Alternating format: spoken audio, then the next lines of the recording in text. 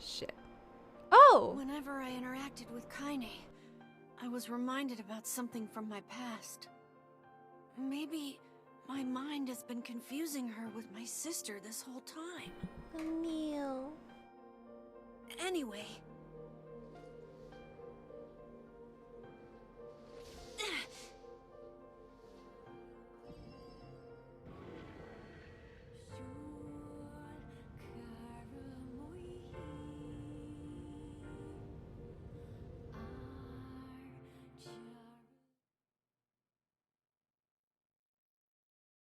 Oh.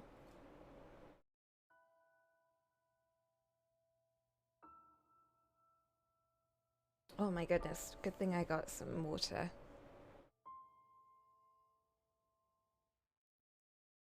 One second.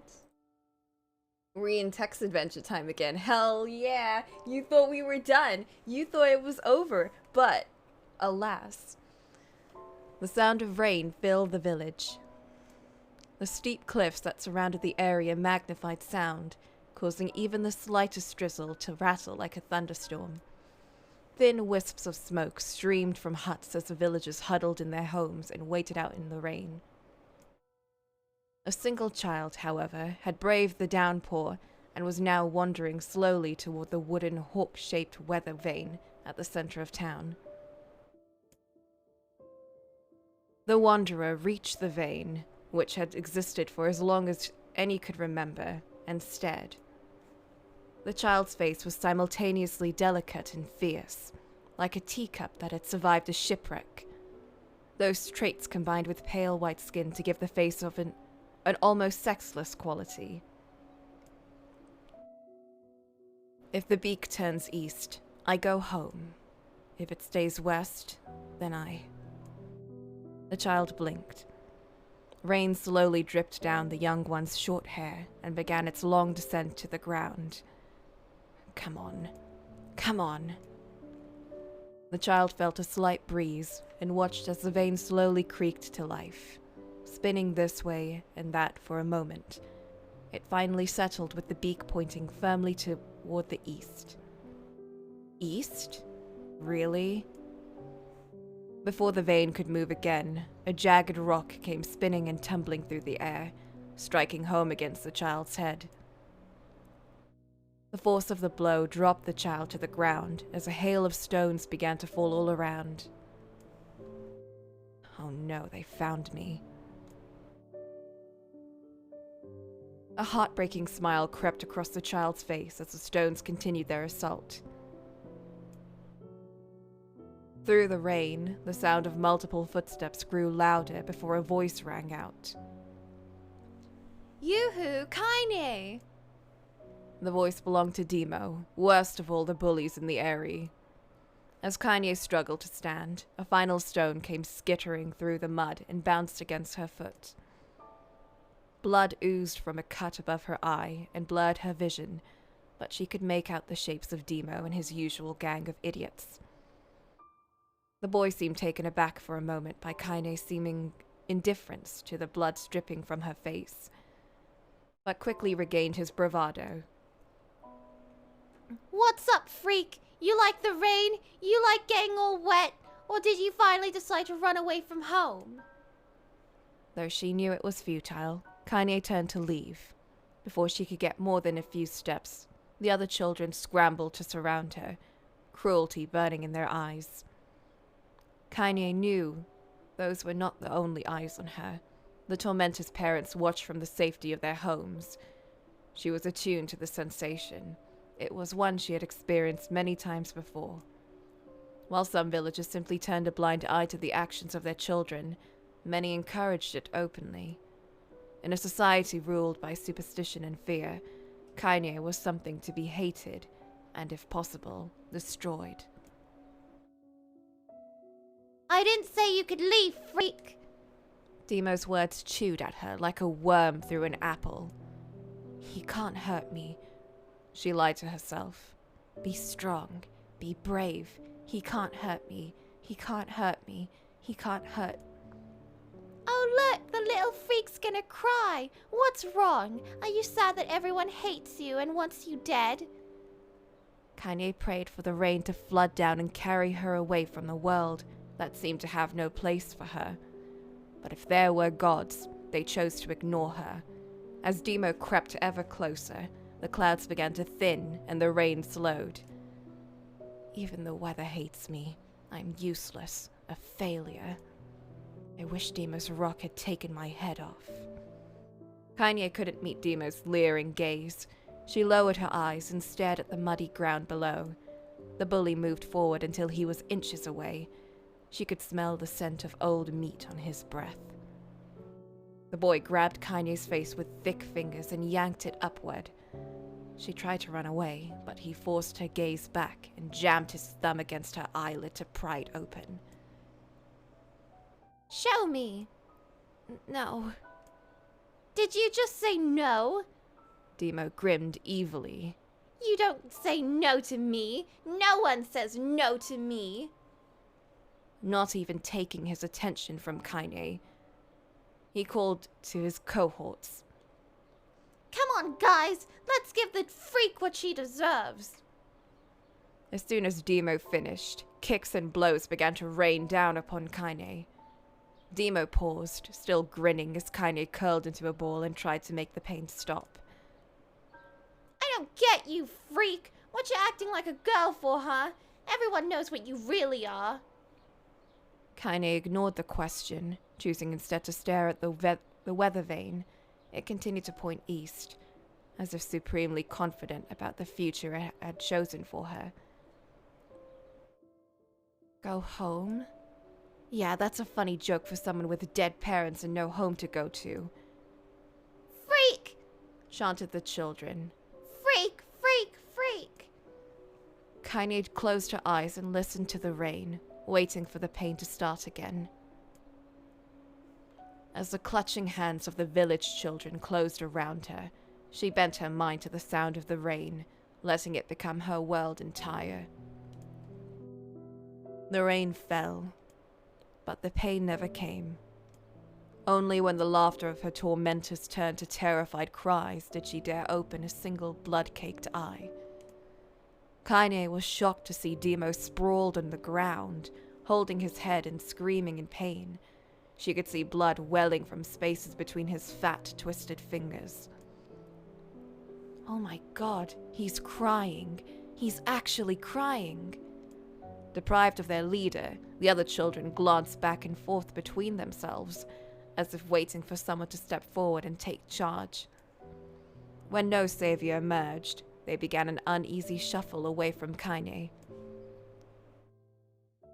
But the young girl was the least of their concerns. Instead, their attention was wrapped on the ancient woman standing a few feet away. After struggling for a breath for a moment, she finally spoke in a voice thick with rage. Hurts like a bitch, don't it? Now I suggest you scatter before I throw another one. And if any of you little bastards ever touch my Kaine again, I'll do far worse and throw a rock. You can count on it. The old woman crouched down and gently touched the hand of Demo. The hand Demo was using to cover the wound. Before he could think to protest, she ground her palm into the wound and twisted back and forth. Ow! He screamed, leaping to his feet. Stop it! What are you doing? Quit whining. Ain't no one ever died from a scratch. You hit me with a rock, you stupid bitch! A big one! That thing could have killed me! The old woman shrugged. Death is the best cure for stupid. Demo's face twisted with rage at her words. Locking his eyes on Kaine, he took a step backward and spat on the ground. Get out! Leave this village! No one wants you here! Either of you! Seeing the old woman grab another stone, Demo and his companions turned tail and ran. As they fled, the old woman grabbed her side and barked out a single laugh. Ha! Look at the fat boy go. Guess he's healthy enough to run from a fight. The woman's smile faded as she turned her attention to Kaine. Kneeling down, she removed her shawl and placed it around the young girl's shoulders, then produced a cloth from the folds of her dress and began blotting out the blood on her forehead. Oh, Kaine, she said. Why didn't you fight back? You're stronger than that lot. The words of her grandmother stung Kaine, and she turned away. Don't be nice to me, she said. I don't deserve it. Nothing matters anymore. Her tears, held in check for so long, finally began to fall on the muddy ground below. Everyone hates me. They think I cause bad things to happen. They think I'm a freak. I wish I was dead. As Kaine's tears turned to sobs, she felt her grandmother's hands on her shoulders. Despite her advanced age and diminutive size, she was a woman of surprising strength, and Kaine found herself unable to turn away. Don't talk like that, girl. It's a river wide and deep that flows between the realms of this world and the next, and it grants no mercy to any that attempt the crossing. You got a duty to fight until your last breath. Understand? The old woman tightened her grip and tried to still the tremor in her voice. You know the pain of losing someone close to you, Kaine. You know because you survived it. As the words hit home, Kaine was struck by the force of her love for the old woman. As a young child, she didn't even know of her grandmother, but when her parents died, the woman quickly accepted her as her own. Grandma, as Kaine called her, was cunning, vulgar, and quick to violence, and their first few years together had not been easy. But with each year that passed, Kaine and her grandmother grew closer. However, it was only now, sitting in the mud with tears and blood caking her face, that Kaine truly understood the depths of her affection. Here was a woman who had seen hard times, who had seen death, who had fought through all these things and somehow emerged on the other side. If anyone could understand Kaine's pain and loneliness, it was her.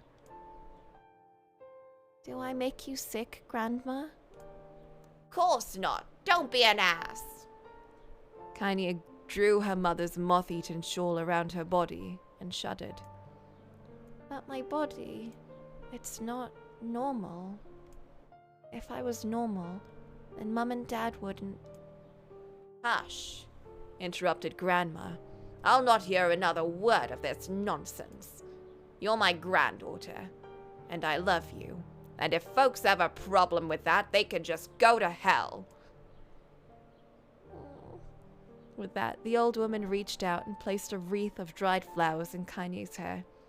The skill it took to bend the flowers without breaking the stems or losing a single petal was remarkable, and the beauty of it made Kaine want to cry all over again. Oh my gosh, these are lunatears! Grandma, you made this for me? Lunatears were legendary flowers. Most people could live their entire lives without ever seeing one, and yet her grandmother had somehow collected a dozen or more. Kaine reached up and touched the wreath, as if she couldn't believe it was real. Where did you find these? Just stumbled on them while I was out doing the shopping. The old woman turned away as she spoke, leading Kaine to suspect that the search had been more difficult than she was letting on. The pains she took to construct the ornament, let alone track down the flowers used in its construction, made Kaine's heart hurt. She reached up and gently adjusted the wreath, admiring the way it felt between her fingers.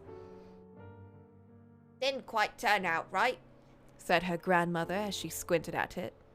These old hands have trouble with the delicate work, but it sure looks good on a pretty girl like you. Kaine blushed and turned away. You think I'm pretty?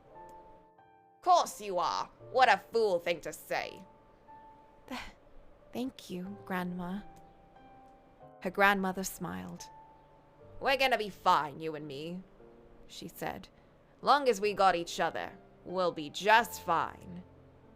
Kaine took her grandmother's hand in hers, and the two of them struggled to their feet. As they began the long walk home, Kaine gripped the hand with all her might, as if trying to stop smoke from drifting away on the wind. The rain had stopped. Kanye stood beneath the weather vane, watching it spin in lazy circles, no longer caring about the direction it faced when it stopped. I don't need to escape. I have a home now. Grandma loves me, and that's enough, even if it's us against the world. Kanye let her gaze drift up past the vane and into the cloudy sky. The last faint hints of a rainbow were slowly fading. As she turned and headed for home, the light scattered into a million particles and vanished, seemingly taken away on the breeze.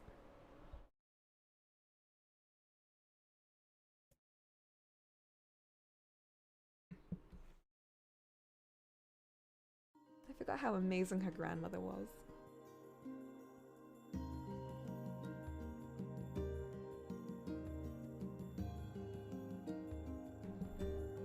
In the distance, Kanye heard the steady sounds of an axe striking wood, and the noise had purposeful quality to it, as if she was hearing a master woodsman go about his work. The firewood being produced, however, was as far from work of art as could be. Pieces of every shape and size were being flung about a barren yard with wild abandon. Anyone trying to stack such wood would probably die of frustration before the job was through. Stupid piece of shit axe. Kanye's grandmother flailed away with the axe, filling the air with both splinters of wood and words that would make the most hardened sailor blush. Grandma, called Kanye. That you, Kanye? Yelled the old woman, taking her eyes off the wood for a moment. Don't get too close, or I might take your goddamn foot off by mistake. She brought the axe down on a piece of wood, sending chips flying in every direction. One spun past Kanye, close enough for her to hear the whistle, at which point she decided to step back.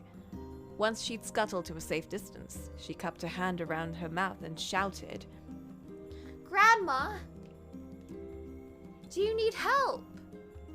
I can get you water, or lunch, or a new axe or something. The axe, poised to strike another wobbly blow, paused in midair. The old woman considered her granddaughter's offer for a moment, then smiled. Tell you what, since I'm doing such a piss-poor job at shopping, why don't you come here and take over so I can go get the water? Shades have been restless lately. I don't want you running into one of them bastards. Relinquishing the axe, her grandmother picked up a long pole with wooden buckets on either end. Gathering water was by far the more difficult of the two jobs, but Kanye knew better than to complain. Once Grandma's mind was set, there was no changing it. Kanye did her best to help with chores, but Grandma took every task that required travel to the village. Though she had a long list of plausible excuses, Kanye knew the real reason. She didn't want her granddaughter to be taunted and harassed by the villagers. Once Kanye moved in, Grandma decided to take up residence a good distance from the area.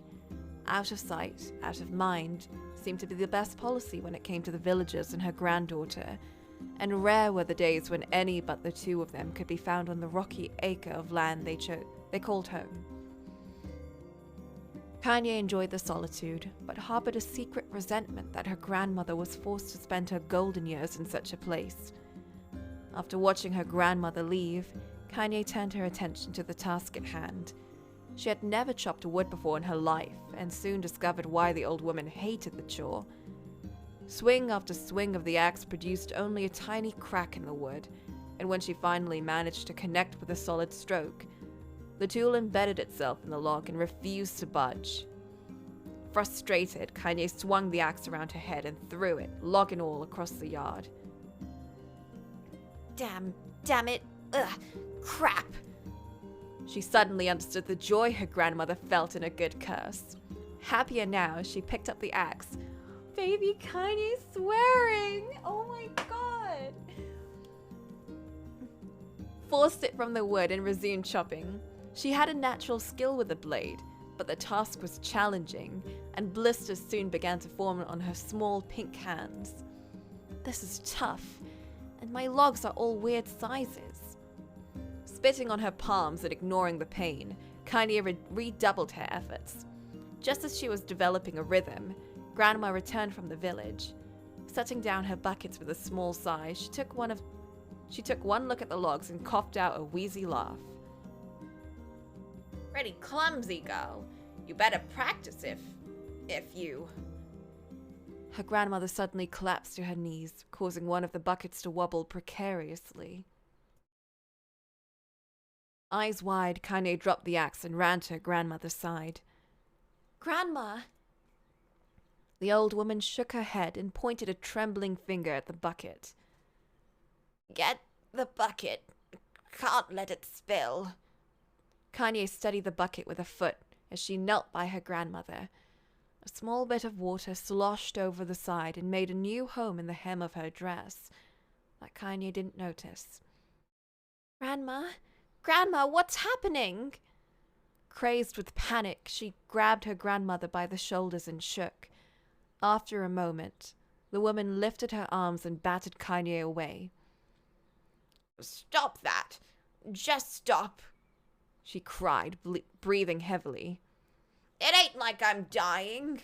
Just tired from the trip is all. Kaine desperately wanted to believe her, but one look at the old woman's shaking hands and worn face told her more than words ever could. Her grandmother had lived a long, hard life, and it seemed the bill was finally coming due. The time when her grandmother watched over Kaine was ending.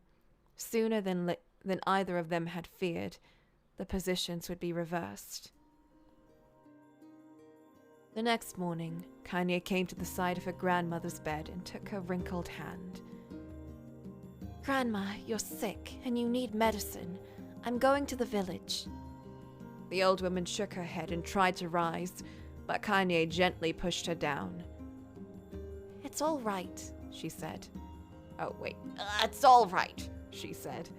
I'll be fine. Her grandmother fixed her with a gaze that could melt steel. After what seemed an eternity, she finally lowered her eyes and sighed. Well, I don't like it, goddammit.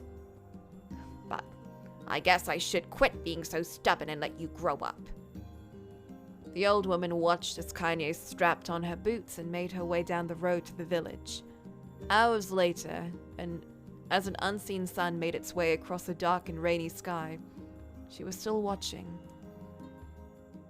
Kaine moved at a brisk pace, checking her pockets every few minutes to make sure the money her grandmother gave her was still there. Every noise caused her to spin on her heels, making sure she wasn't being stalked by a shade, or worse, Demo and his gang. But she encountered neither tormentors nor shades, and Kaine finally found herself at the entrance to the village. The few adults she could see glanced sideways at her, then muttered to each other behind raised hands before slinking away into the shadows. Her heart racing, Kaine took a series of rapid, shallow breaths and tried to calm herself. I have to prove myself. I have to help Grandma. Solan, spoilers! I have to be strong. Well, actually, technically not, because you played this, or you know the story. She chanted those words to herself over and over as she slowly made her way.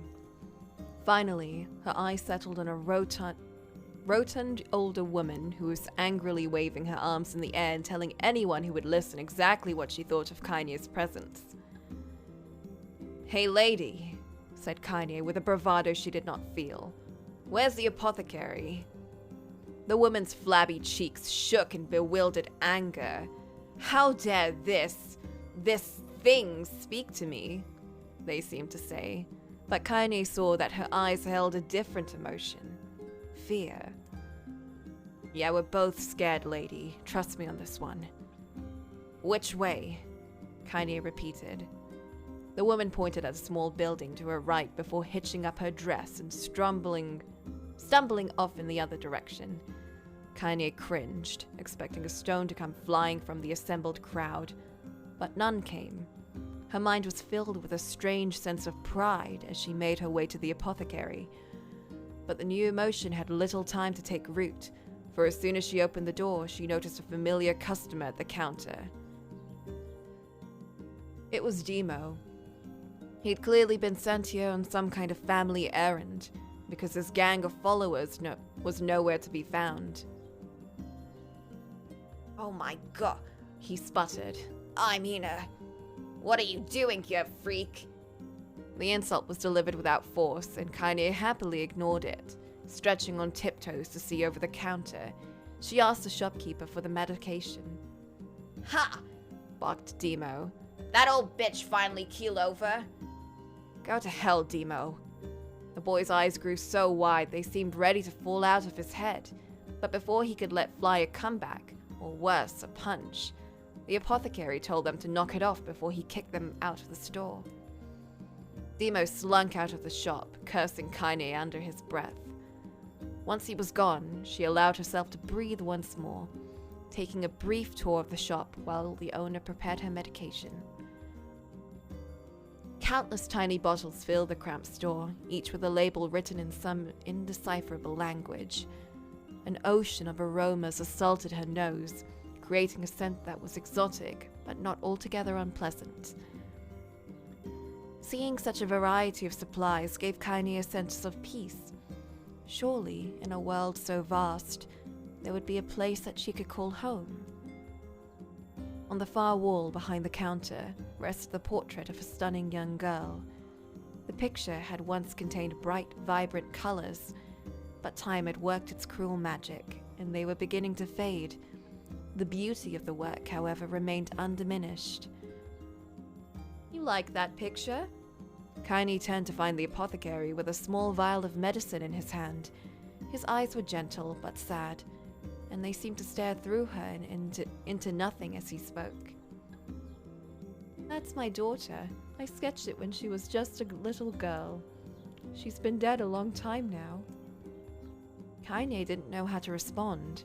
She just stared at the portrait and tried to come up with the right words. Pictures are wonderful things, continued the shopkeeper. They let the ones closest to you live on forever. He shook his head slightly, then looked down at Kaine and smiled. Handing her the medicine, he reached into his sizable green apron and produced a handful of old wax crayons. You should have these. There's no one left that I wish to draw. Aww. Kaine took an instinctive step back, causing the shopkeeper's face to darken. Yes, I've heard the rumors about you, he said. It's a small village, and the word travels quickly. Between you and me, I'm not sure which of them to believe, but I also don't think they matter much.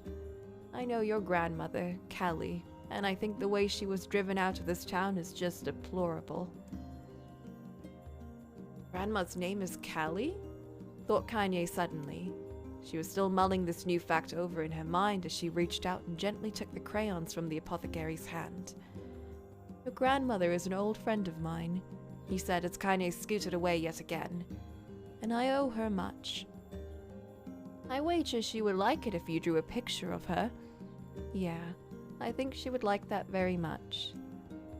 Kaine murmured a quiet agreement, but inside her heart was bursting. Never before had a villager treated her with anything but complete contempt. It was a tiny, almost imperceptible step, but it was a step nevertheless. And with enough tiny steps, she might one day discover the rest of the world. Oh my god. When Kaine returned home, she found her grandmother asleep in her bed. Her feet were blackened and raw, even bleeding a bit in places, leading Kaine to think that she had been pacing around the room until exhaustion finally caught up with her. She placed the medicine by her grandmother's pillow and turned to leave, but found the old woman's hand clasped around her arm. Back already, are you? Asked her grandmother with a yawn. Come here, let me have a look at you. Grandma sat up and examined Kaine from head to toe. Finally satisfied that nothing terrible had befallen her grandchild, she leaned back and allowed herself to relax. Well, how was it? Those bastards give you any trouble? It was kind of fun, said Kaine with a small smile. No, seriously, it was. Fun, eh? Asked her grandmother in a voice which implied she believed anything but. Uh-huh. Oh, wait, Uh-huh.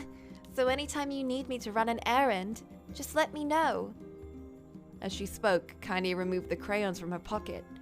After a brief explanation of their source, she informed her grandmother that she was going to sketch her portrait. A portrait of me? Ridiculous. No one wants to stare at a wrinkled old crone. But Grandma, it'll make you live forever. Oh shit! Said her grandmother, throwing back the sheet from her bed. Living forever would just piss me off. Now put those crayons away and help with dinner. But Kaine would not relent, and in the end, Grandma found herself leaning against the wall of their house as if posing for a master artist. Kaine took up the crayons, eyed her subject carefully, and set to work. Just as her grandmother was about to nod off, Kaine finished the piece. After staring at it for a bit, she released it from her grip and let it slowly drift to the floor. It's terrible. It doesn't look like you at all. I'm sorry, Grandma. I thought these crayons would, you know, make drawings easy or something. The old woman's eyes narrowed at her granddaughter's disappointment. Let me be the judge of that, she said, ignoring the pain in her back and reaching for the paper. The sketch could have been a person's face. It also could have been a boulder, a lump of clay, or an incredibly misshapen loaf of bread. All rendered in a chaotic array of colors. The old woman stared at the picture for a long time, then slowly wheezed out a laugh. Oh, Kaine, she said between laughter. You truly are my blood. You're as clumsy as me, and I love it. But... Hush! I won't hear any more bull about how ugly you think it is. It came from the heart, and I'll treasure it always. Oh. True to her word, the old woman gave the picture a place of honor above the kitchen table.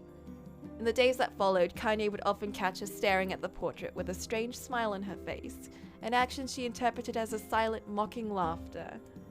A week later, Kaine could stand it no more and asked her grandmother to take the artwork down.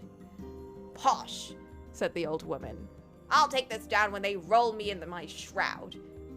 She pondered this for a bit, then turned to Kaine and dropped to one knee. Listen to me, girl. Seeing this picture makes me happy in a way I've never felt before. And it makes me want to go on, so that someday you can feel the same happiness. It was a moment that burned itself in Kaine's memory. A perfect blend of pride and love and joy that came together to form a lifelong remembrance. She swore to never forget this moment, to never forget the old woman who had made her place in the world possible. Time moves on, people and memories move in and out of a life like ghosts passing through a hall. But this moment will be different, Kaine swore, because I will remember it forever. Forever. No!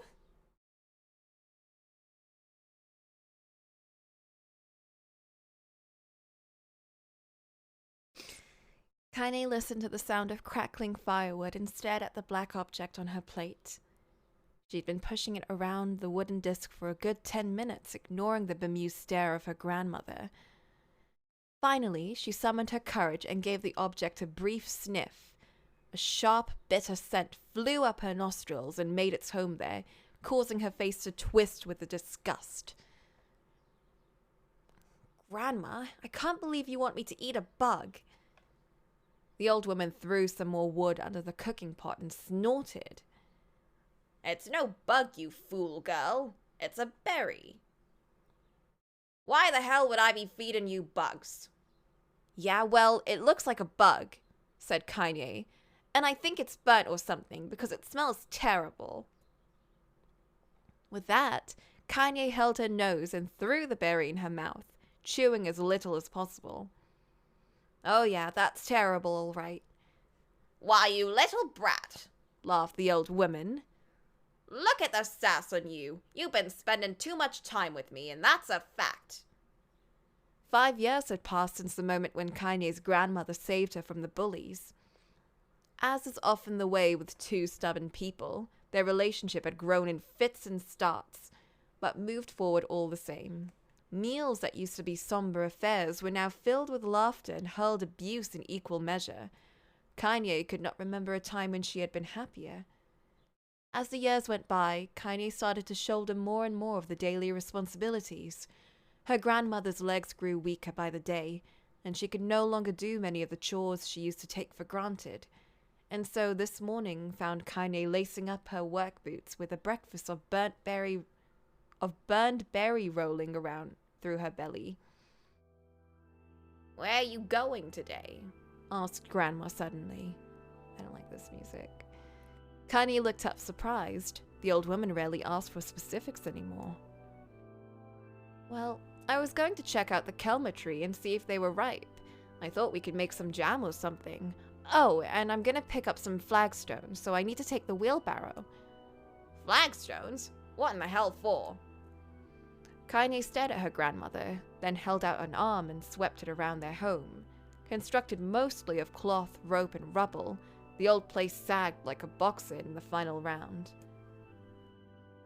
Grandma, a dying cat could chew through this house. I'm gonna build a stone wall so we have some protection. The old woman laughed, exposing her toothless grin to the world. Goddamn girl. If a bunch of thieves want to ransack this old place, let 'em come. We got nothing worth stealing anyway. I'm not worried about thieves. I'm worried about shades. People saw one west of the village yesterday. The old woman tilted her head and stared at her granddaughter. Well, shoot. I don't know why you have to do it today. We can worry about it some other. Grandma, no. If I don't go to the kelma trees, we won't eat tonight. You know that. A cute, confused expression passed across the old woman's face, and for a moment she was a small child lost at a carnival. Yes, she said after a bit. Yes, of course, you're right.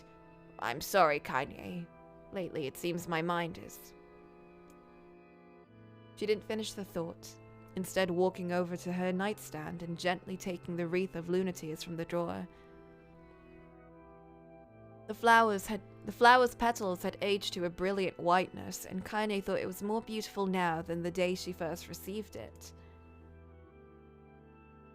You're gonna be a true woman soon, Grandma said as she placed the flowers in the girl's hair. So that means less chatter about shades and building defensive walls, and more talk about how beautiful you've become. Annoyed, Kanye reached up to remove the garland, but the look on her grandmother's face stopped her hand. You're a beautiful thing, said the old woman, and there ain't another like you in all the world. I'm very proud of you. Okay, Grandma, that's enough goddamn compliments for one day. Such a mouth on you. Where did that come from? Gee, I wonder. I'll teach you to sass me, girl, yelled Grandma. Suddenly, she lurched forward and grabbed Kanye by the ears, pulling her around the room with a crazed grin on her face. Grandma, yelled Kanye in a quaking voice. Grandma, stop it! What the hell? The old woman stared at her and blinked, then slowly held her wrinkled hands out as if it was the first time she had ever seen them. I don't know what the hell happened there. I'm sorry, girl. Sometimes my mind just... Kanye thought the look on her grandmother's face was the most heartbreaking thing she had ever seen. Listen, she began. Maybe I should stay home after all. No, I won't have you stay here to keep an eye on an old codger like me. You go get your fruit and your wool and whatnot. I'll be fine. And when you come back, I'll have a nice grasshopper dinner waiting for you. Kanye rolled her eyes, then kissed her grandmother on the forehead and made ready to depart, trying desperately to ignore the worry that was gnawing at the walls of her heart. Kanye could feel the old woman's eyes watching her as she moved down the path. Don't turn around. Don't turn around, she told herself. But in the end, the temptation was too great. She spun on her heel for one final look and saw a small, bent woman standing in front of a ramshackled hut, with a sad expression on her face. Gods, she looks so old now. It's like the wind could reach down and just carry her away. Kanye worried about her grandmother all day, causing her work to suffer. What little fruit she could collect was tossed carelessly in the wheelbarrow, and she only found a couple of stones before losing interest in the project. Finally, as dusk approached, she decided to call it a day. Cursing herself for the lack of focus, Kaine pushed the nearly empty wheelbarrow back down the path. As she crested the final hill, she suddenly froze in place. The wheelbarrow fell from her fingers and collapsed on its side, sending a few pieces of wrinkled brown fruit rolling back down the hill. Her gaze was transfixed by a thick black cloud that hovered just ahead. Tracing its path with a finger, Kaine suddenly felt her stomach knot in on itself. No, oh gods, no.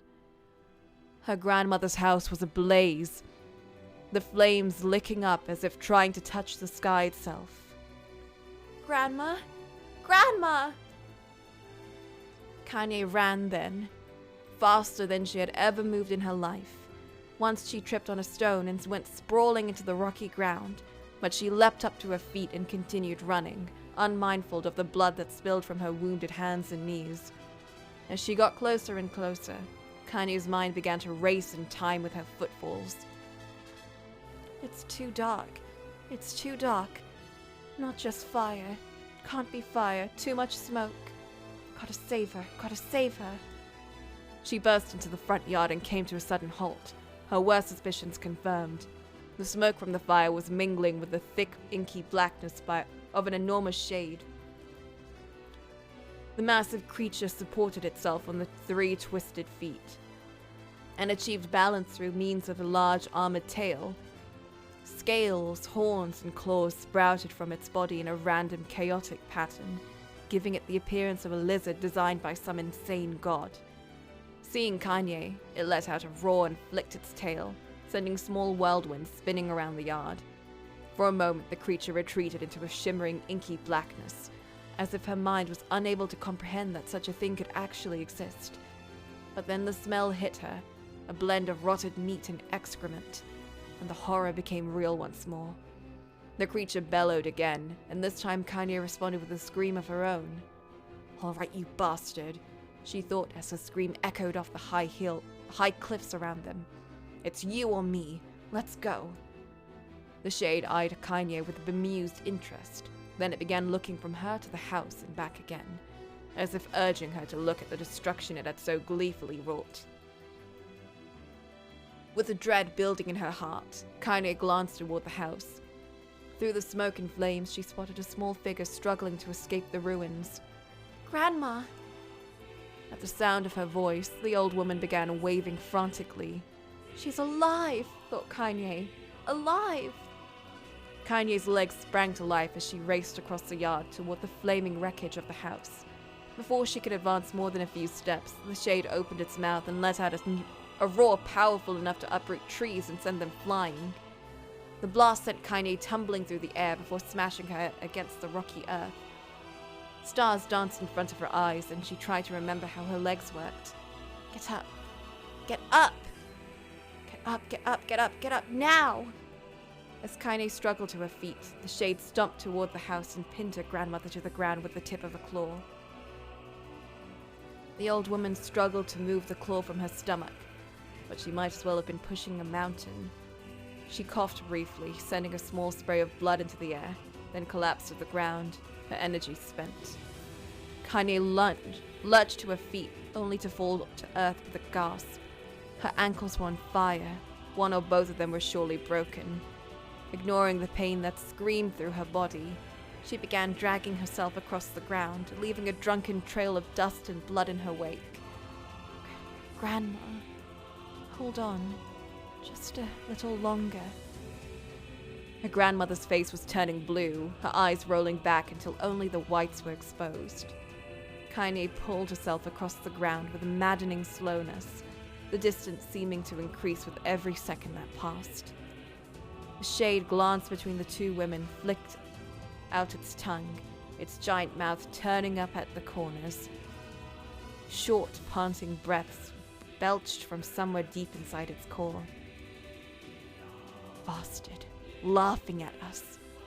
She had no idea how such a mindless creature could experience emotion, but there could be no doubt the Shade was taking joy in her suffering. Yeah, I see your plan. The Shade moved its claws slightly, allowing Grandma to breathe again. It was clearly keeping her alive, only to snuff out her life when Kaine was close enough to touch her. Gonna kill this bastard. Summoning all her strength, Kaine rose to her feet. There was a sickening snap from her right ankle as the foot twisted backward, but she forced it from her mind and began to hobble toward the monster. Pulling a small knife from the pouch at her waist, she leapt on the foot that pinned her grandmother and plunged the weapon deep. Give her back! She screamed. Give her back to me! It was like stabbing a rock. After a few swipes, the knife broke at the hilt with a dull snap. The Shade panted laughter again, then raised its tail and sent it rushing through the air toward the young girl that was latched to its foot. Kaine never had a chance. The tail struck her square in the chest and sent her crashing into the burning wreckage of the home.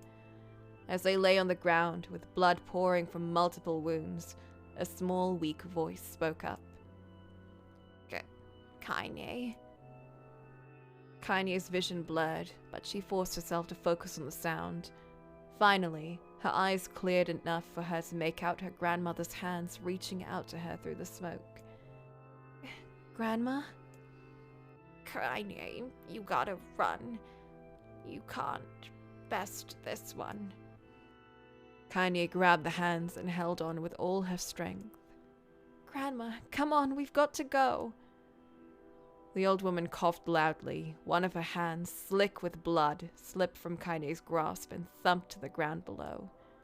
Grandma, no! No! I said run, goddammit. You have to live. You have to get through. The thought would stay forever unfinished. Before she could say another word, the Shade's clawed foot descended, smashing through the remains of the roof and down upon the shattered figure of the old woman. Blood oozed from the gaps in the creature's toes as a terrible putrid smell assaulted Kaine's nose once again. She stared at the foot, dumbfounded, convinced that what she was seeing could not possibly be real. When the creature finally lifted its appendage, all that remained underneath was a twisted, unrecognizable mass of rubble and red. Her grandmother was gone. Kaine blinked, trying to feel the hand which had been in hers just a moment before. For a fleeting instant, she could remember the warmth of that embrace, the trembling of the fingers, but then the sensation drifted away on the breeze and was gone. Memories flashed through Kaine's mind, one after the other, faster and faster, until they became a meaningless jangle of noise. Kaine screamed then, a thunderous sound that echoed off the cliffs and seemed to roll away forever. The Shade eased forward, black ichor pouring from its mouth and dissolving into the smoke on the ground below. The earth shook with every step as it crept toward its prey. Kaine's body slowly rose as if controlled by a mad puppet master. Her arms and legs were bent at impossible angles, her head lolled dangerously to the side. Yet somehow, she managed to stand. Staring at the Shade, her eyes began to glow with a deep red fire. The creature, so confident just moments before, took a slow, hesitant step backward, trying to discern if this broken human could possibly pose a threat. Kaine seized the moment, laughing like a madwoman. She leapt into the air and plunged the shattered hilt of her knife deep into the leg of the Shade. The Shade shook Kaine off like a fly, sending her crashing to the earth once again. Her chest rose and fell slowly, as if a great weight were resting on it. Moist sounds of pain echoed through her mind. Something warm and thick oozed from her ears. Is that blood? I think it is. I think I'm bleeding to death. No. Can't die. Grandma told me to live. Deep inside Kaine's mind, something finally broke. The sound, the pain, the smoke and flames, All of it faded away until all that remained was a single incantation repeated over and over again. Kill it. Kill it. Kill it. Kill it. Kill it. Kill it. Kill it. Kill it. Kill it. Kill it. Kill it. Kill it now. And the spark that was one that Kaine slowly began to flicker and die. She felt her desire to kill and her desire to live blend into one. The distance between heartbeats grew longer and longer and longer.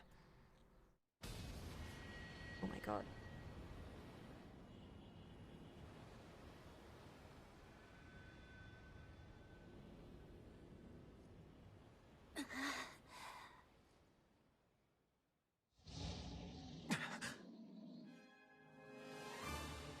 The beast approaches. Oh, I know. Oh my god, now they're throwing us in this!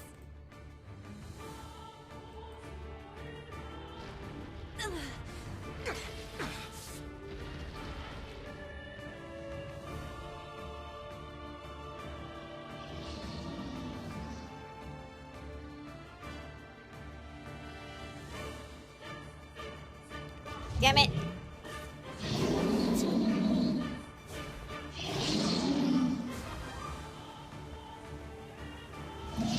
What anger this creature must have. How did it even survive these past 5 years? I'm not gonna let this happen again. It dies today. My sword feels lighter. It's not the blade, but the skill of the user. Strike it down. Will do.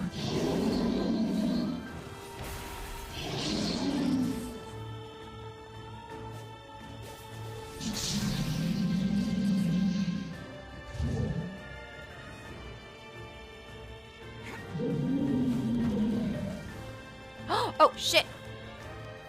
No!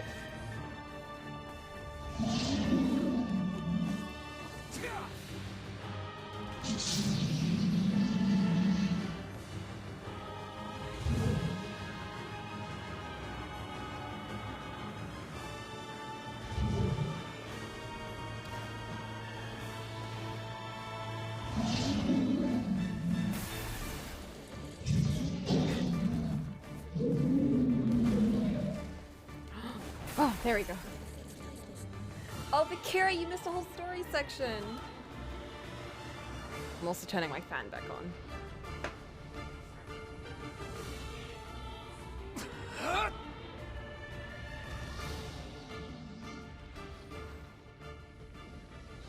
It was basically Kaine's whole past.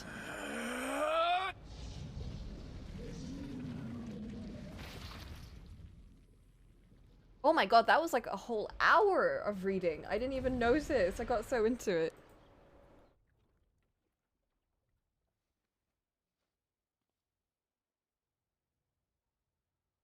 It was a really good story. We got introduced to one of the best characters in it.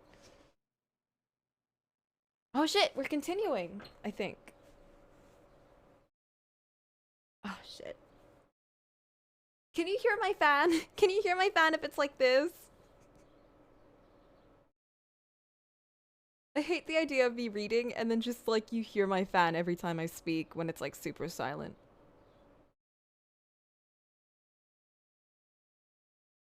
It's fainter. Maybe if I move it all the way back. Hold up. Okay. Back you go. Okay, how about like this?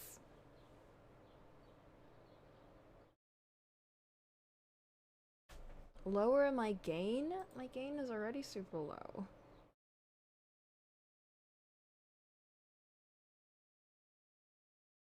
Higher mic volume? Hold up. Let me put a filter for gain. And I will lower it. Okay, higher mic volume. How's this? How's this? I lower the gain by 4 decibels and I increase my mic volume. Better?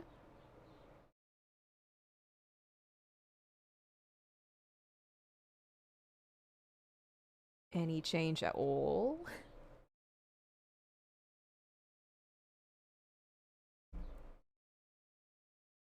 I legit, like, I lower the gain and increase the mic volume.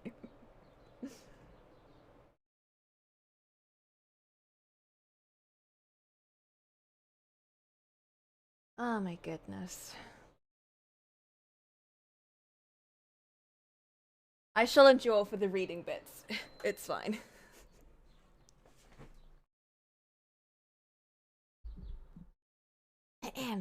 Let's continue. Wait.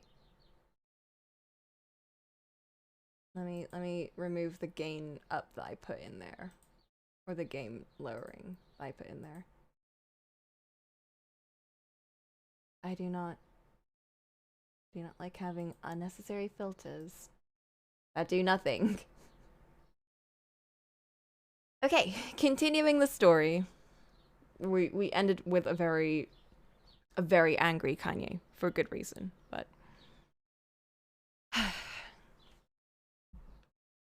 gently, weakly, softly, the shade, sure that its tormentor was dead, turned and stomped off toward the horizon, stopping along the way to bellow one final roar. Couldn't kill it. Oh, is this shade the one that we fought in the beginning with Kanye? Maybe? Oh my god. Shamed beyond imagining, Kanye tried to turn her head to the side, but only succeeded in coughing up a huge gout of blood.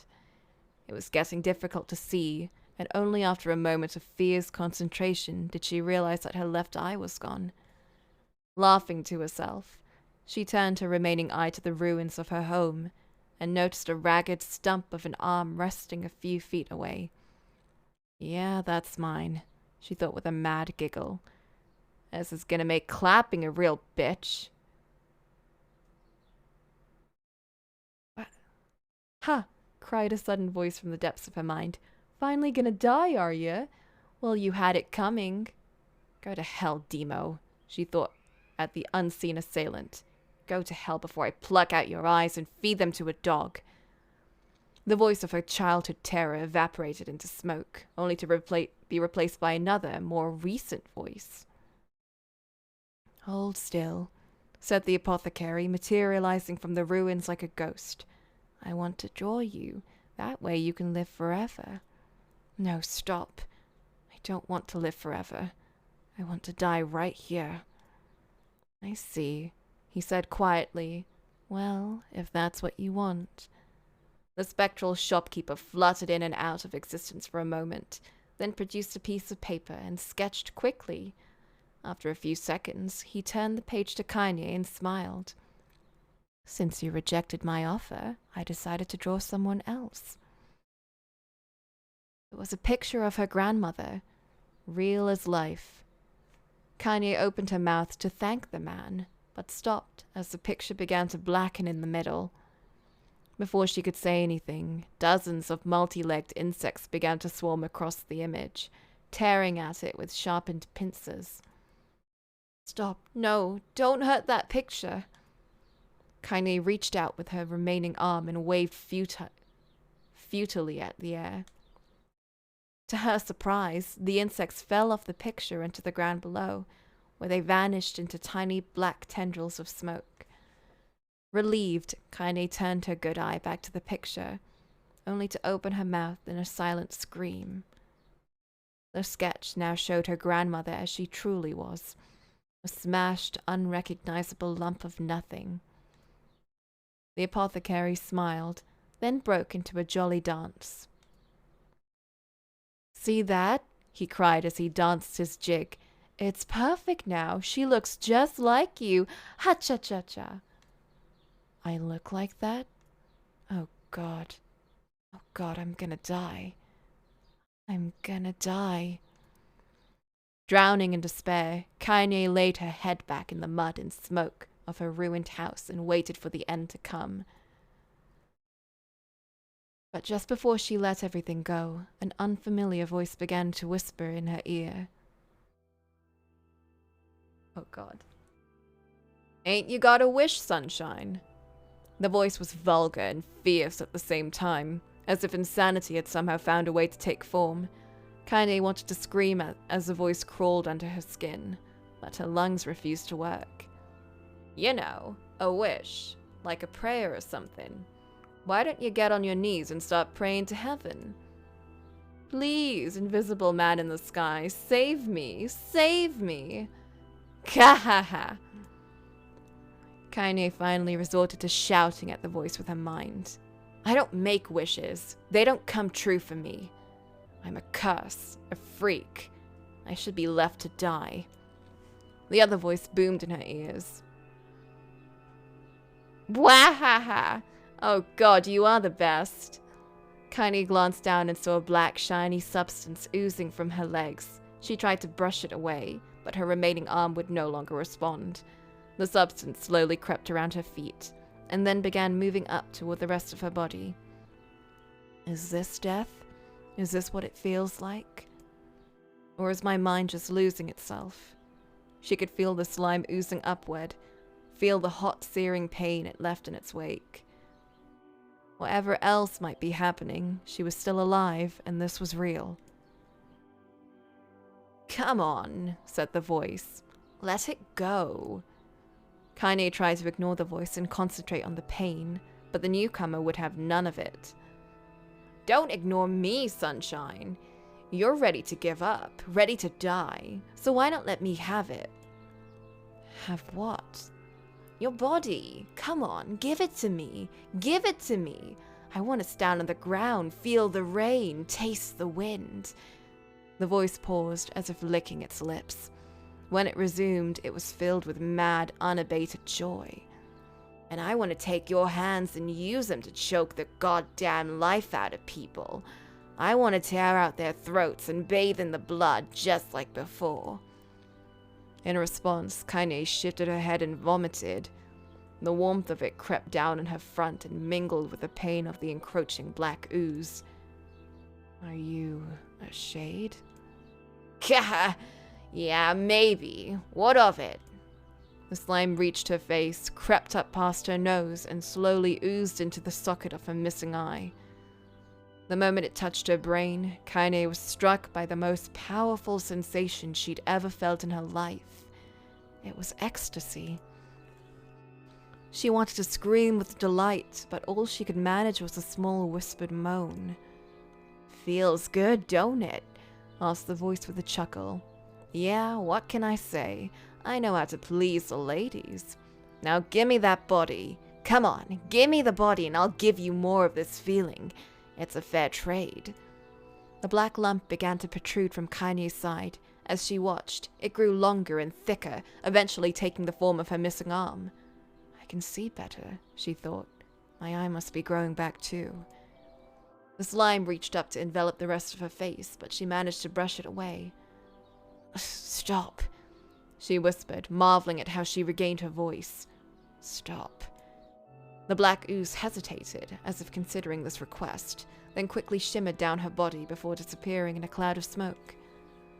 Ah, what the hell, sunshine?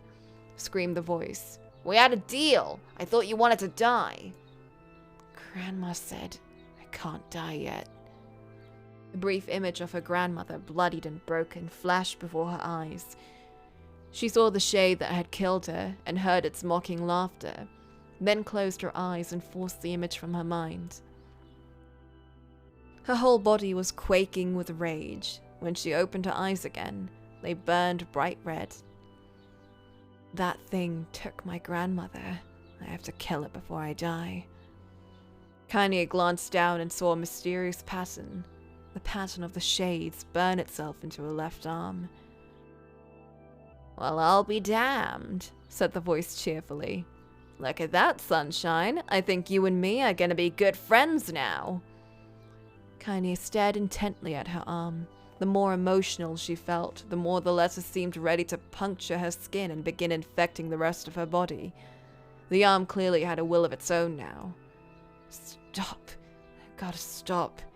Holding her left arm in her right, Kaine took a deep breath and tried to calm herself. Come on, don't fight it. pleaded the voice. Hate's my favorite dish, and I'm hungry. Let it go. Feel the anger. Burn with the fire of revenge. Thirst for blood. Then go out there and... Shut up. Shut up and get the hell out of my body. Your body? Oh, that's rich, Sunshine. Real rich. Look, why don't you just up and die so I can have this body all to myself? What do you say? I bet those buddies of yours in the area would love to see you dead. Kaine grabbed a nearby shard of glass and tried to saw off the shade infected portion of her side. Before she could, her darkened left arm grabbed her right wrist, crushing it. Kaine screamed and dropped the shard as the sound of bone crunching on bone filled the air. Kaha! Stupid idiot girl. You're possessed now, Sunshine, and there ain't no going back. The voice laughed again, a loud, long wail that seemed to go on without end. Possessed? Whispered Kaine. Yeah, possessed. You and me? We got what you might call a timeshare agreement. Remember how folks used to think you were a freak? Well, wait till they get a load of you now. Kaine looked up, tears in her eyes. The sky seemed smaller somehow, darker. Is this because of that shade? Is this how they see the world? So, listen, purred the voice. I know this whole possession thing seems a bit sudden, but it ain't all bad. There's plenty in it for you, too. I'm a very powerful creature, Sunshine, and now that power belongs to you.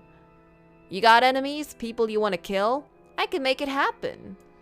That little fat kid who kept picking on you, that big old shade that squashed your granny, we'll wrap it up in their own assholes. No more abuse for you, Sunshine. No more pain. Oh, wait, said Kaine. You're a shade. Why would you help me kill another shade? What, you think I'm some kind of racist? Some killing snob? I don't give a good goddamn who you murder, honey pants. I just want to drink from the well. It's just Ditto. Kaine considered this as she struggled to her feet, the power of the shade coursing through her. The smoke from her house was drifting away with the wind, and she enjoyed the way the cool evening breeze felt on her new left arm. After a long pause, the voice spoke up again. So, how about it? You and me? We could have some good times together. Look, I'll even take care of that bloody pot if you don't want. Fuck off, asshole, muttered Kaine. I'll handle the killing. Kaha! Screamed the voice. Look at you go! Oh, Sunshine, we're gonna have so much fun. So listen, my name's Tehran, and if you ever need me, I'll just be hanging out in this piece of meat you call a heart. Now get to it. The more you kill, the more your heart turns rotten and sour. And I like rotten and sour. Kaine found herself nodding at the voice. Yeah, she said. Yeah, I think this can work. I'm gonna find that shade, and I'm gonna strangle it with its own guts. And when I'm done, I'm gonna do the same to you, Tehran. Count on it. Ha! Laughed Tehran. I've shit bigger than you, so good luck with that. Oh, and hey, one more thing. Right now, you and me are sharing this body, but if you ever run out of hate, if you ever, go soft, then I'm gonna take over everything. So keep on killing, Sunshine, and watch your back.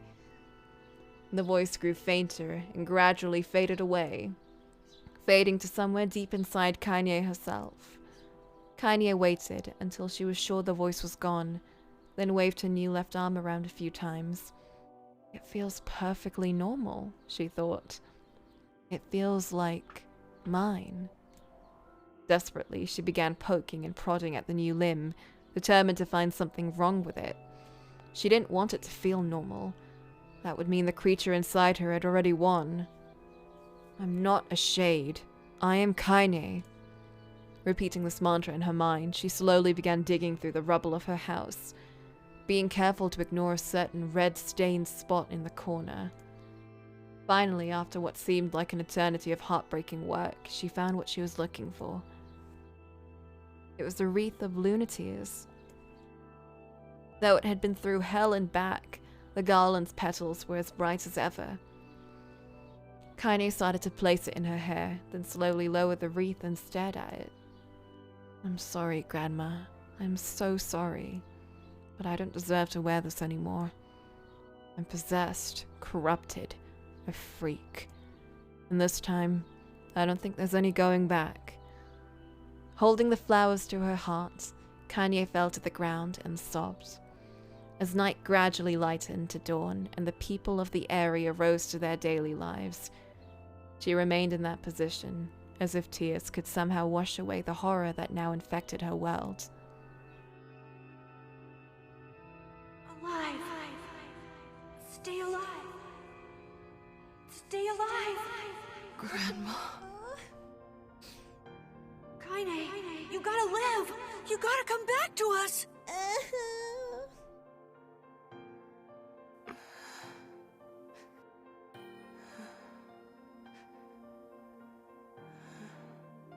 Oh, hey.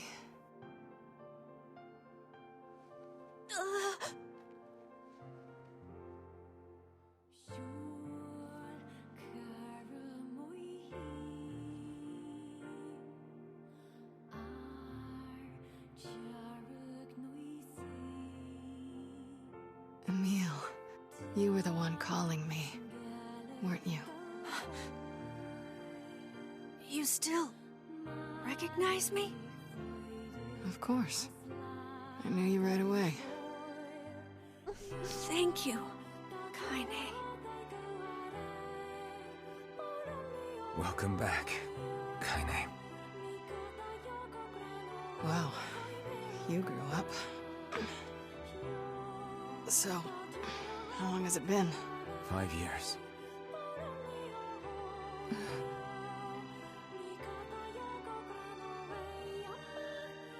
Oh wow, she's got such huge eyes here. I can never get over it. Shit. That's a long time. Yeah. Any luck with Yona? We are still no closer to finding her. We need a way to locate the Shadow Lord. By the way, this is for you. Is that a lunar tear? It's not as good as your grandmother's, but I tried. No, it's great. Thank you.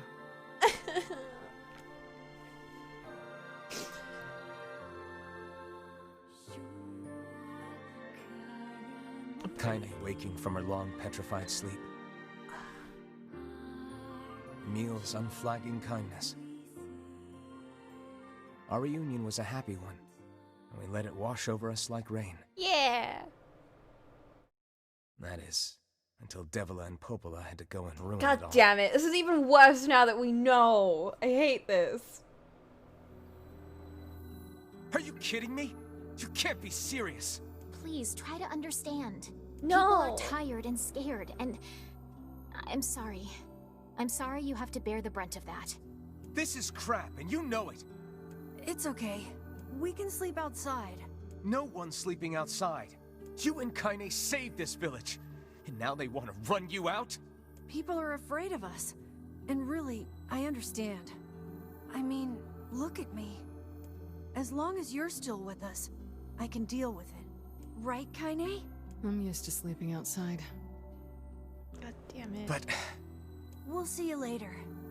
Sorry about this.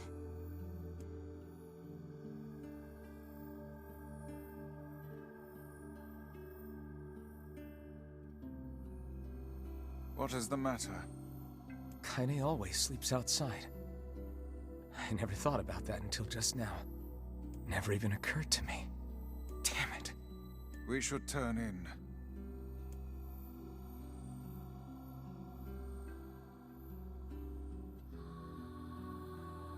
I didn't get much sleep that night. For the first time in my life, I hated Devila. For the first time in my life, I doubted Popola. But those feelings are pointless in the end. They said and did what they did for the sake of the village. to protect it from the horror of the shades.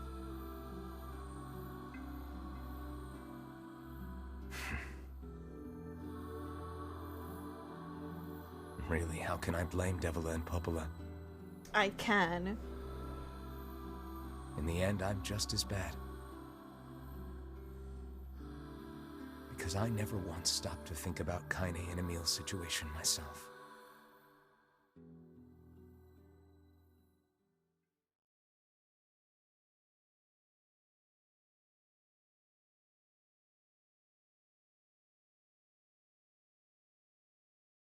We should make them a house outside the village and just all live together.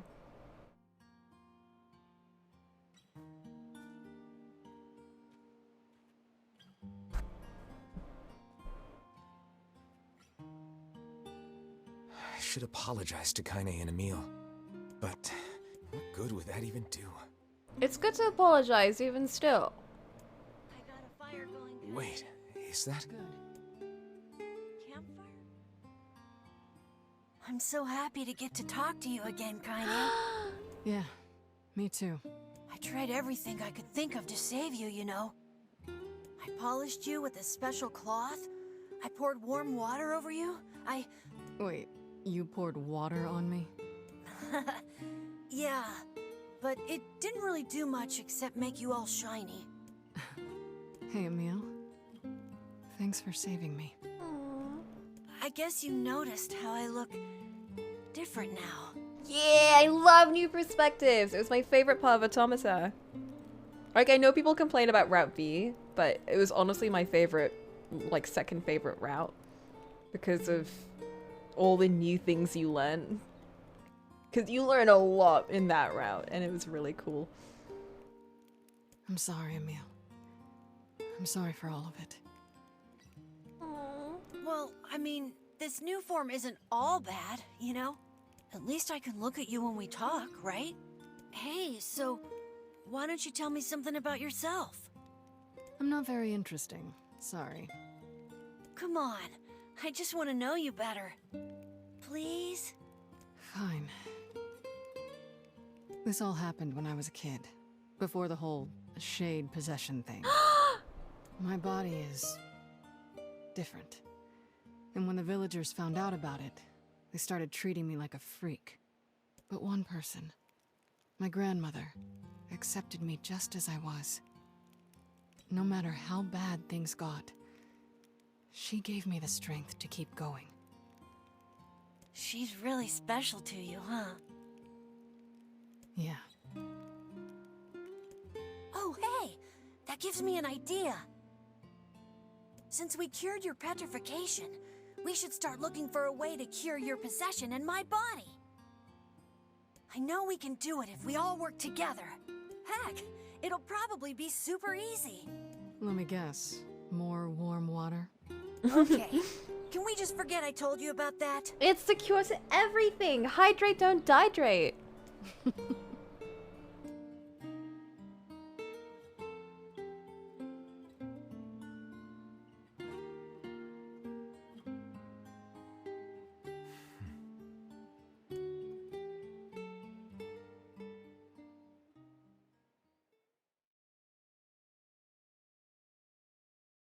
I decided to look for a flower on my own and it ended up causing trouble for NieR. I hope he doesn't hate me. Oh, Yona.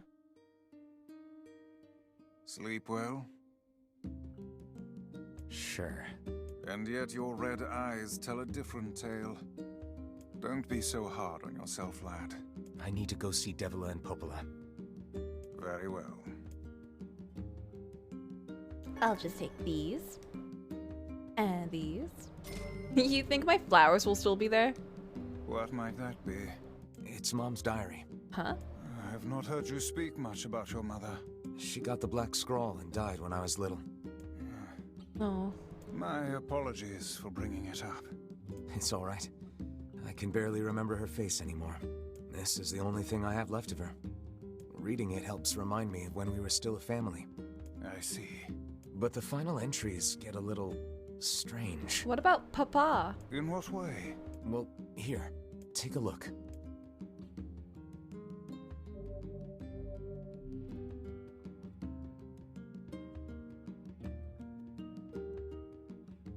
Say there, can you not hear me? Oh! Papa! It's Why are you Papa! standing about like a slack-jawed ninny? Sorry. Felt like I was dreaming or something. Oh! Sleeping on one's feet is quite the talent indeed. Papa! Come now, there's the door. Right. Let's go. What? Woes? You'll be safe until the battle's over. What?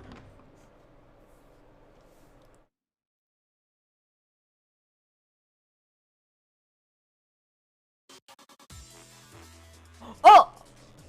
This world of recycled vessel, created to avoid the destruction of all, with remixed music!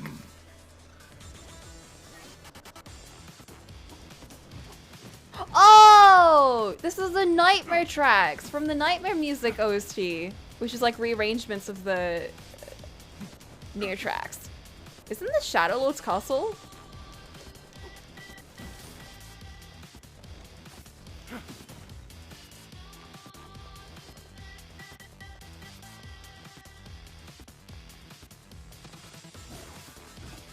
Why is there like, there's like this weird filter over it? Like, look, the lighting's all weird.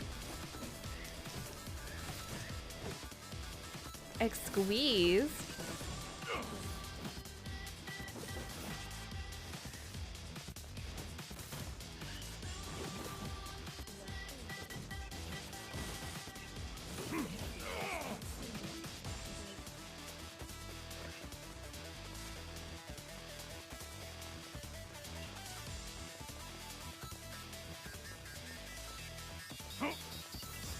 How far can I go?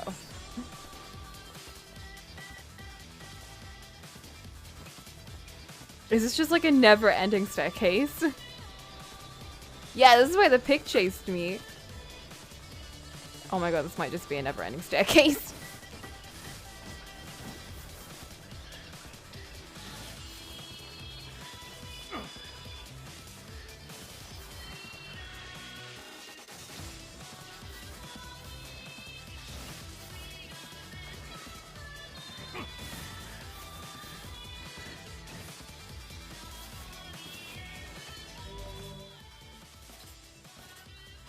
Oh my god, I have none of the stuff I had before!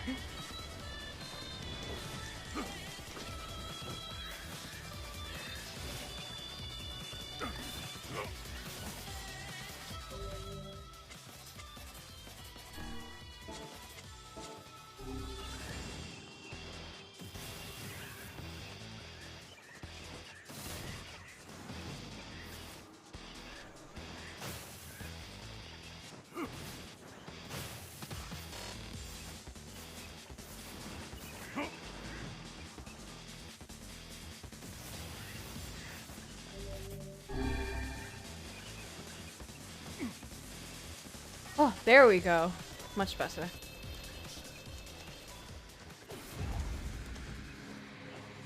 Oh shit!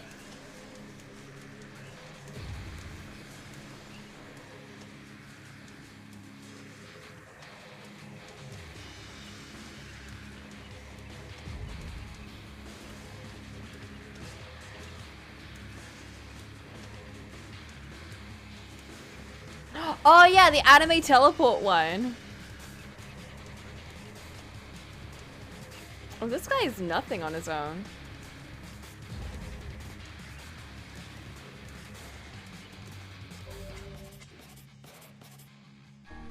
Let's do this one. This one is the good one for the big boys. Oop! How dare? I am super digging like these remixes. Ah!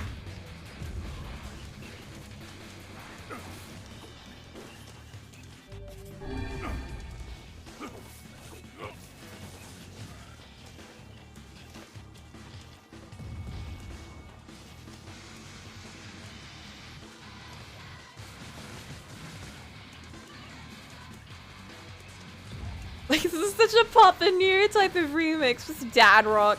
Ah!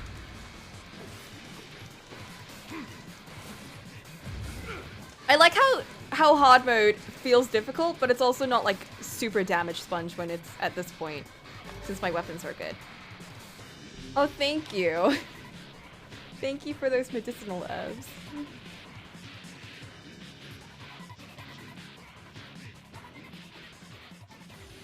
Black Scroll, a lost destiny, a white book, a false truth. Oh my god.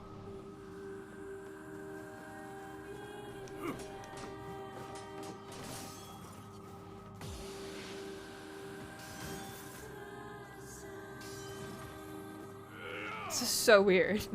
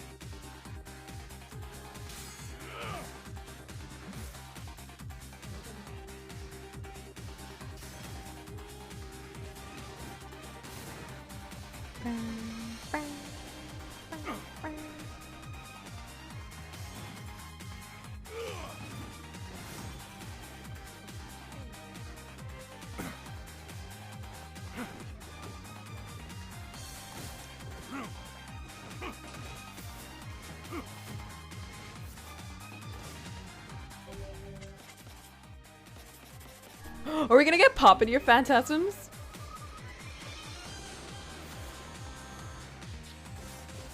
Oh, we did!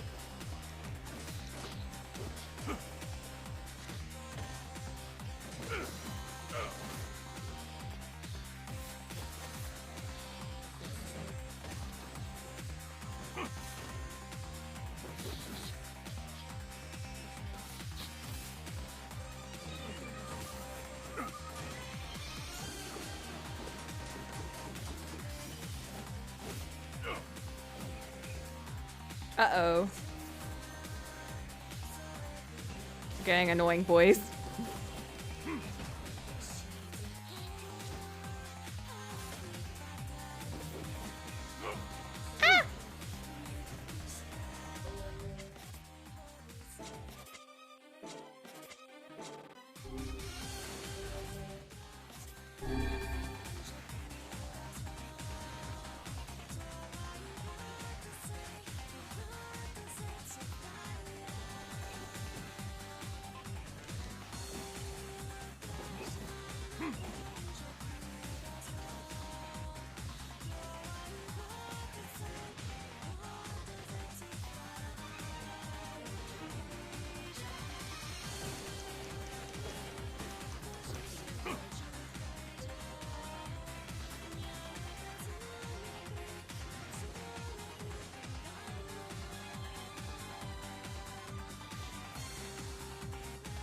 I wish they put like the rearrangement tracks from the Echoes albums over here. I love those.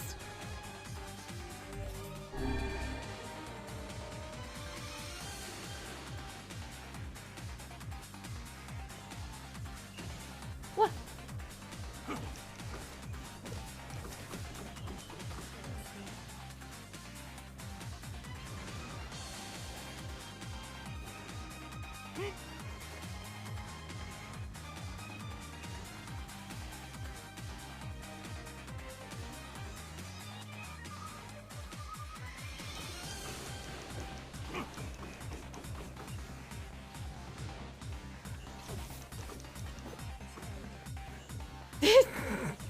Yeah, it's like, oof. And like this lighting too. This lighting is so like, the fog and everything. Please. The shadows, please.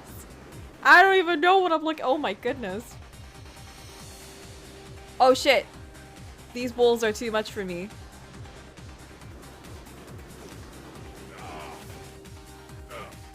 Yeah, these are physical bomb or ball thingies.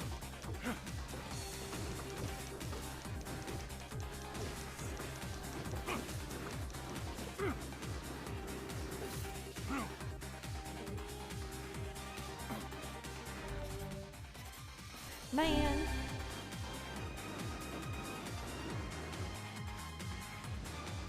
Oh my goodness.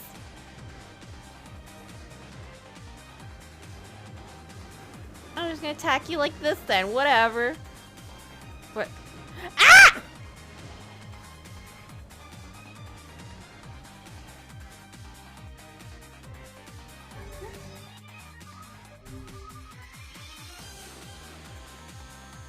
What is this? Soldiers assault, calling forth wife death. They are legion.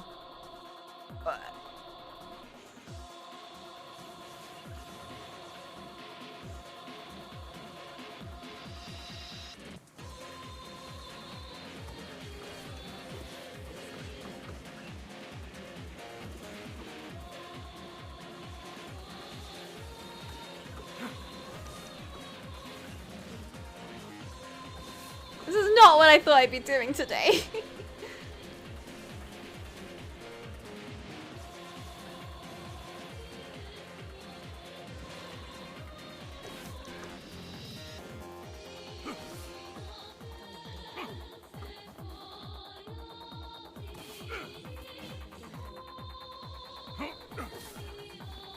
Seriously is a pop in your fever dream though.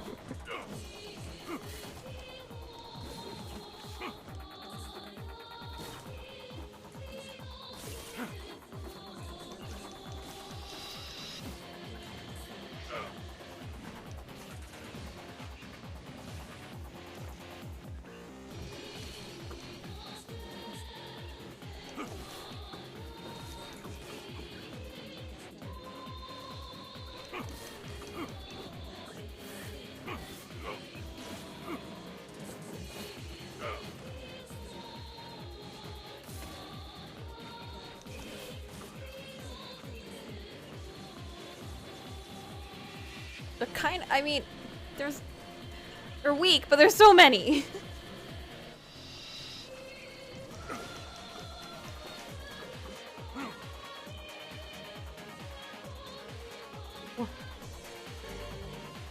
Oh! Fool's Embrace! Hells yeah! We got a weapon. Dragon's corpse brought death to the world, delivering unto it the power of magic.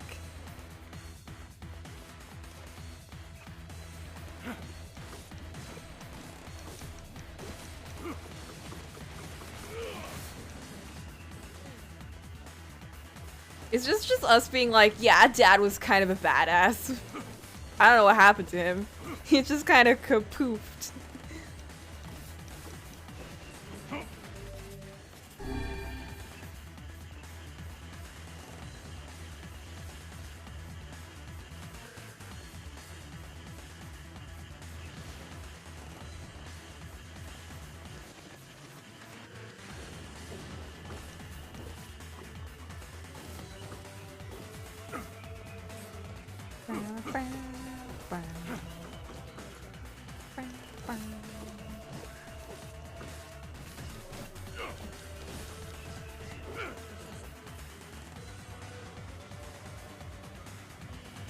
Oh god, get away from me!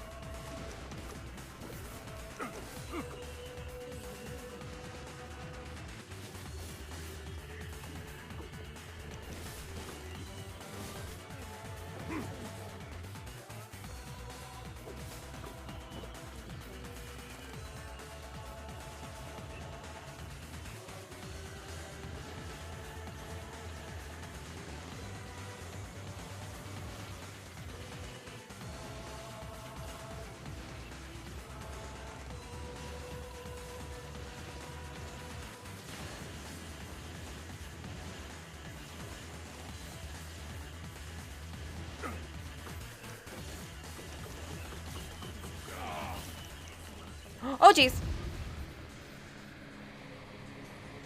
Is that Hansel? Or the thingies?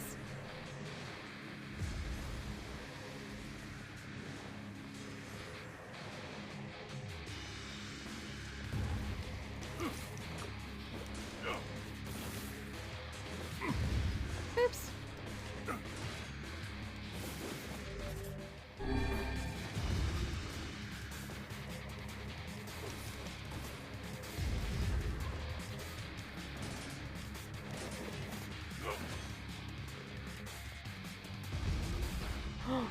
Don't run away from it, run towards it.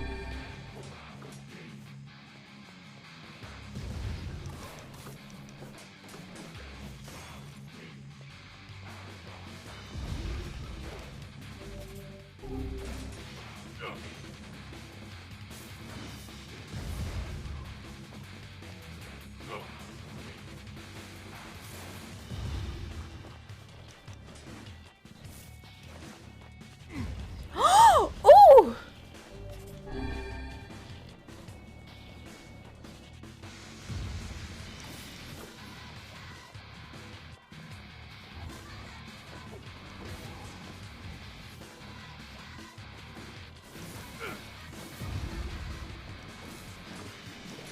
This is gonna be a fight.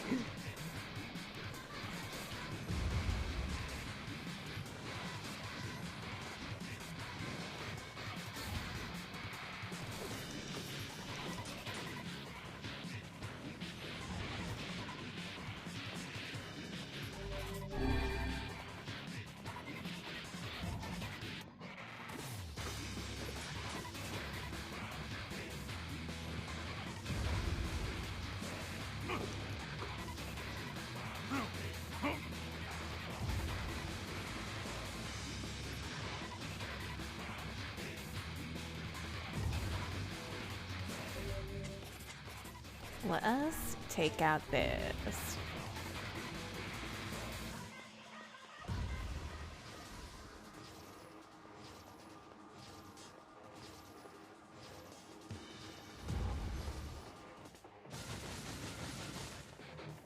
Wow, that felt like it did nothing.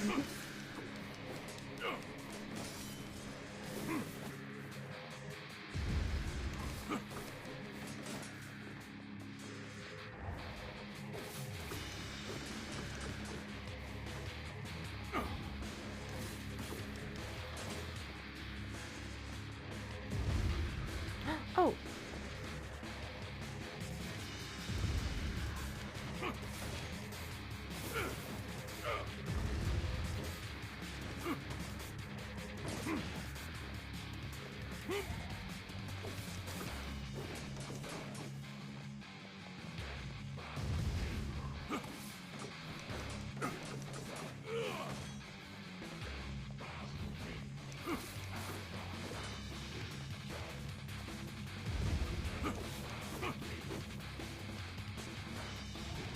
What?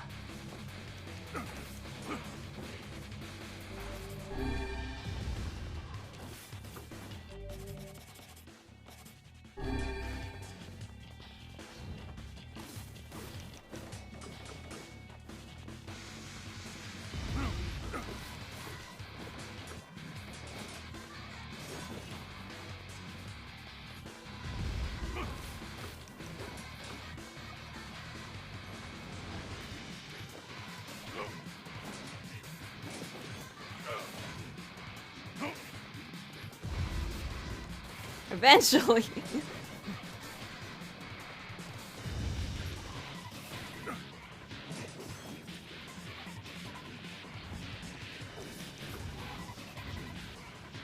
Ooh.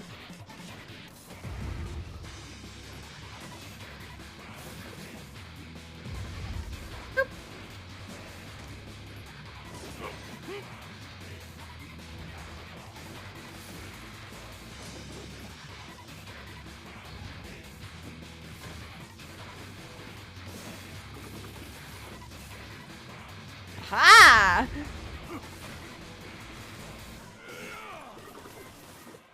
Cause I got guard break. I should have used that more. Oops.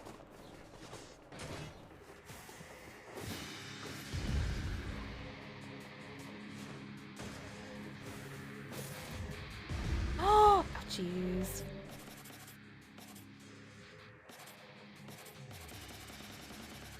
They're running out of things.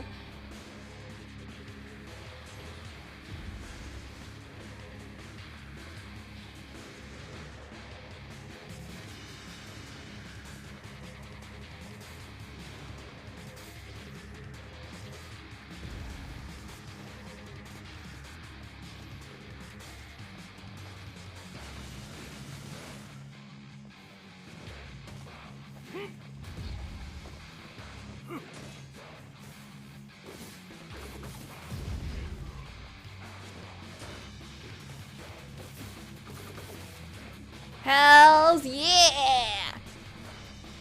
Get fucked. Please give me something better than medicinal herbs. NieR made a new friend, and guess what? He's a king! I wish I had friends. Weren't you pen paling a mule? Turn to soulless vessels. Uh-oh. We side-scrollering.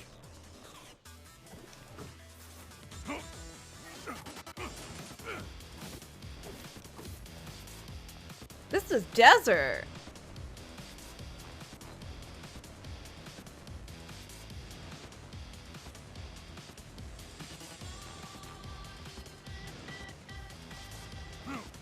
Oh, she's got a butler friend. Whatever.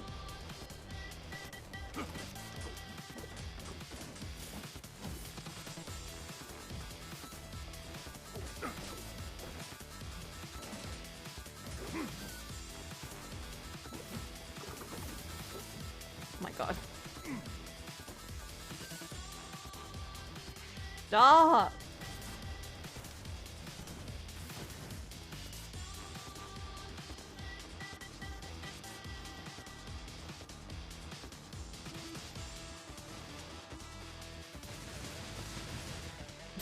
What the heck? They just tanked all of that.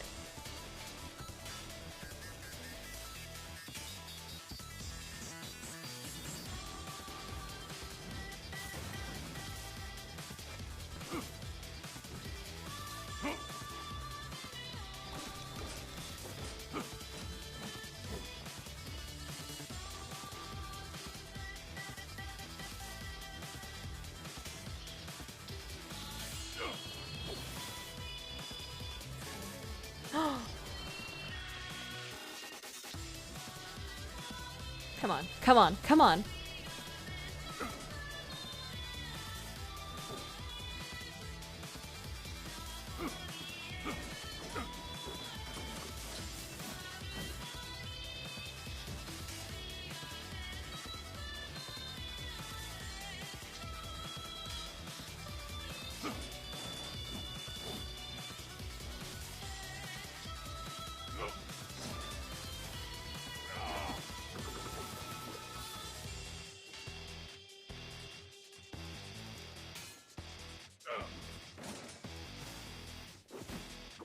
Oh my god. I want a butler friend. It's true. Ah!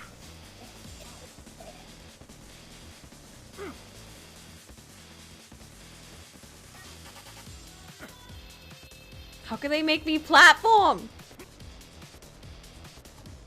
More? God damn it. Oh god, there's so many. I had enough trouble. No!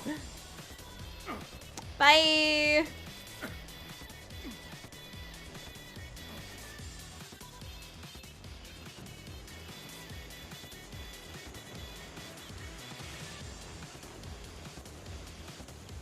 Oh my god. Oh my god. Oh!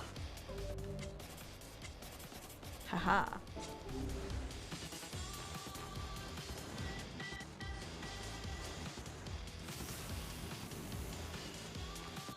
You can't make me fight them. You can't. Oh, fuck!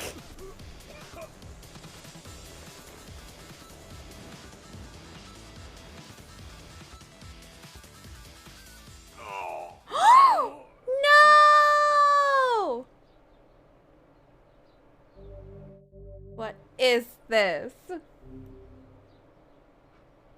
Papa NieR. Papa!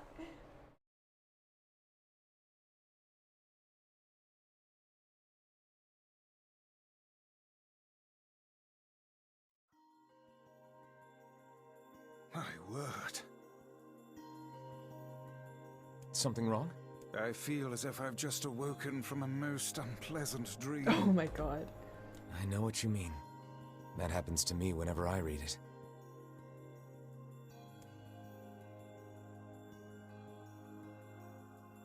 Okay. Did I lose my stuff?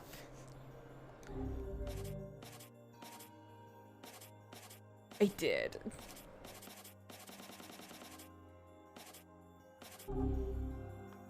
Welp. I'm gonna gear up next time and jump into it. It's fine, don't worry. We got a weapon. Oh my god, they're still here. They're still here. Oh wait. The seeds are gone. No, it actually carried over. What the heck? It carried over.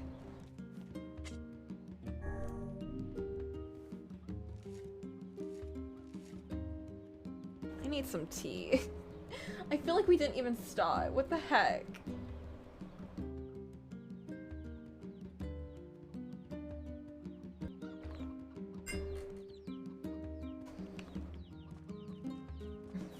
Alright, so... Oh. I will try and survive up until... More story, question mark? Oh hey, she's here. Hey. Oh, hi. This is a bit awkward after our last story encounter. I kinda thought you'd never talk to us again. Yeah, same. I understand you're doing this for the village, and that you don't have a choice. Pretty much, yeah. But look, why don't you go talk to Popola? I think she wanted to discuss the Shadow Lord with you. I'm headed there next. Oh, and Devila? Yeah? Sorry about yesterday. I shouldn't have lost my temper like that. You don't need to apologize. Anyone would be upset when their friends are hurting. Let Emil and Kaine know that we're sorry, alright? Alright.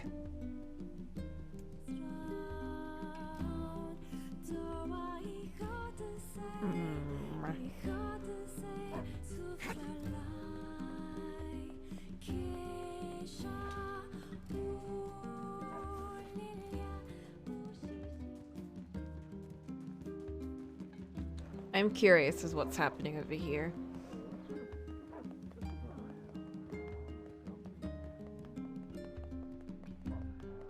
You should have yelled more. It's true. Doesn't seem like anything. Okay. I was just checking to see if there are any quest differences or... You know?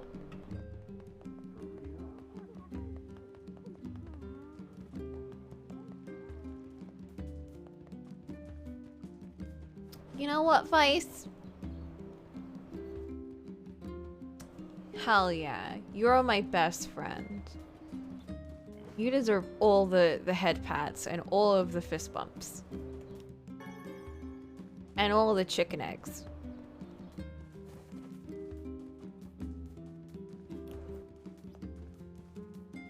I fear the next card fate.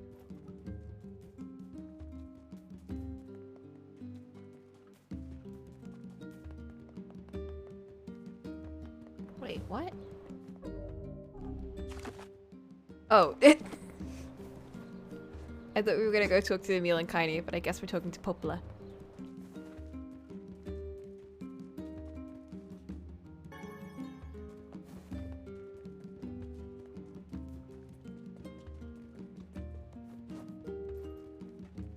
Oh, I should have gotten some crackers and cheese. I don't know why, but I'm really craving that right now. NieR and Vice get all this together. He says they even argue. Oh, there's so many new things I need to read.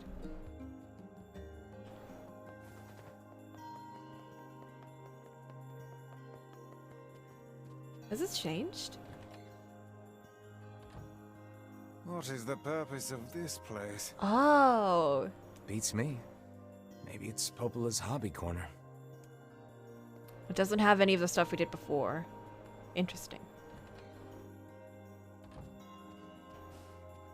So it isn't as much of an achievement room as it is like a story progression room. Like, I'm surprised that they actually kept that relevant to what's going on. Popola, what are you doing? Popola? Oh. Hello. Uh-huh.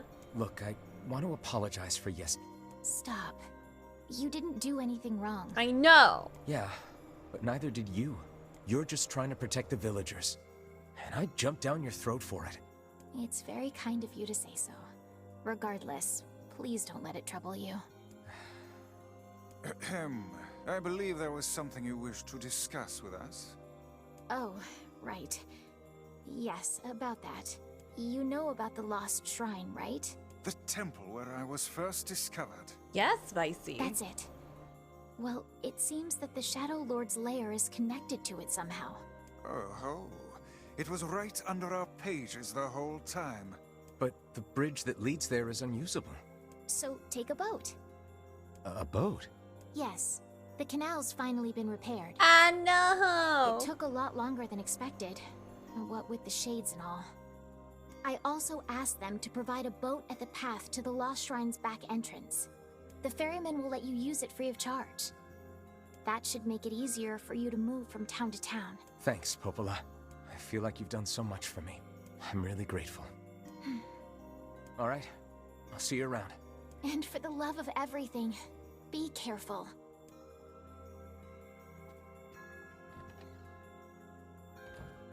I can't believe they added a whole new character for this remake. And it's just a ferryman who has an amazing story, and they just kill him off. They add him just to kill him off. That's so mean. They make him such a fun Path above the character entrance just to the to kill shopping him district off. should lead to the boat landing.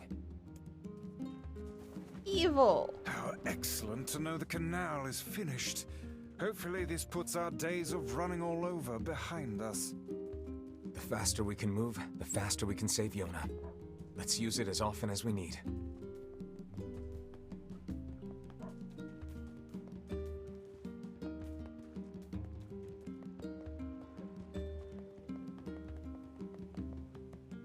Harumphies. I wish I could leave this place. I don't think you do, kid. This world is dangerous.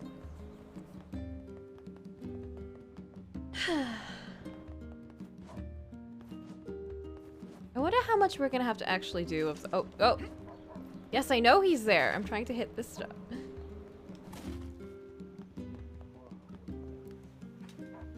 Hey, look who it is. Remember me? Yeah. That red bag. My pages. You're the slovenly half of that couple who refused to stop arguing. Hey, it's been a while. Sure has.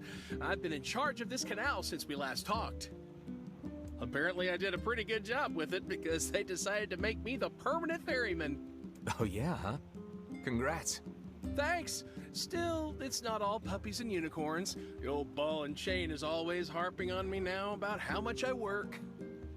Anyway, if you got a place to be, just let me know and I'll take you there. To the shrine. Got a letter from Emil. He said NieR is super strong and really, really cool. I hope I can see him kick butt someday. Man, you know what's sad? Yona never gets to actually meet Emil in person. Emil. The lost shrine's up ahead, just past this cave. As well as the Shadow Lord's castle. Let us make haste. Look at them. They're both here.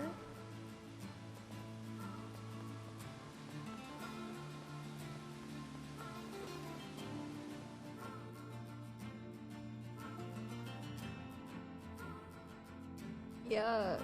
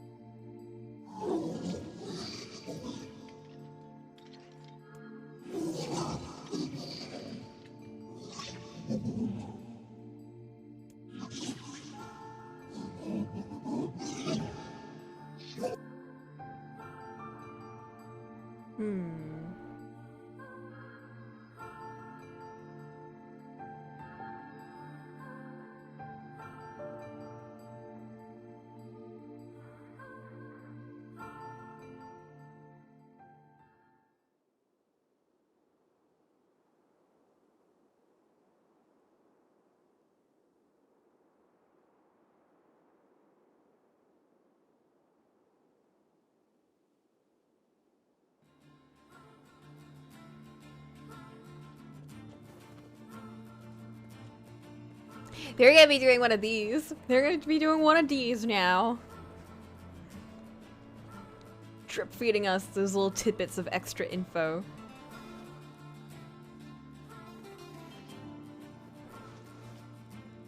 It seems like we are gonna be doing all of the story bits again. But I assume it's gonna go much faster since we're not doing all of the side content. Or not as much, at least.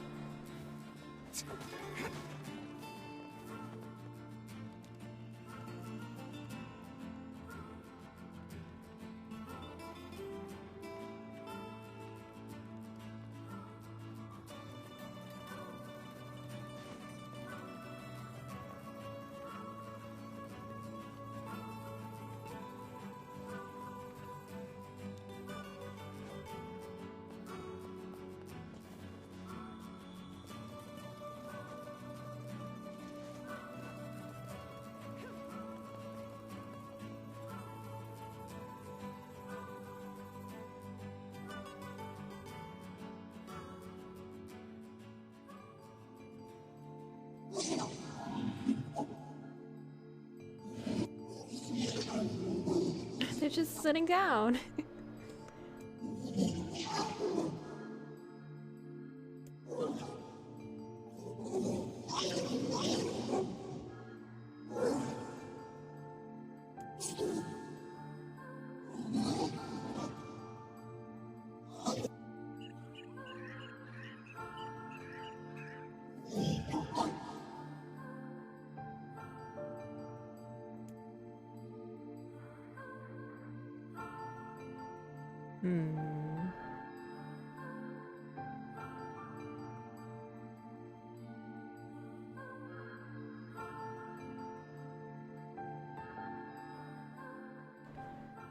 I don't like where this is going. Excited, sunshine. Oh! We finally get to bathe in blood. Tehran!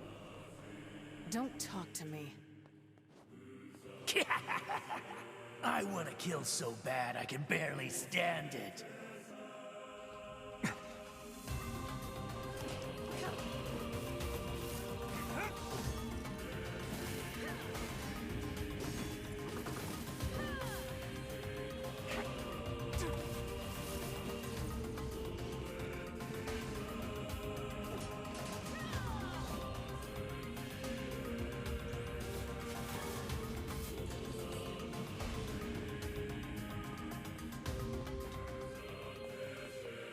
Yeah.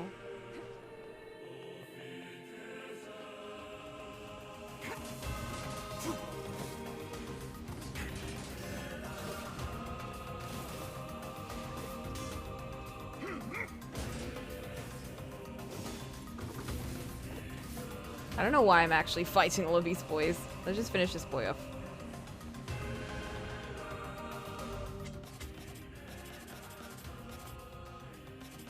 Fisties! Schmack!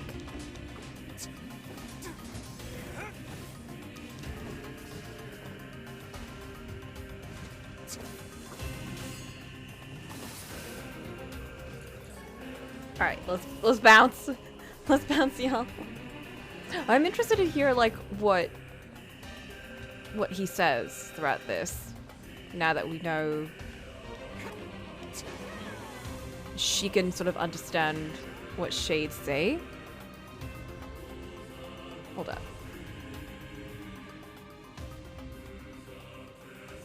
Oh.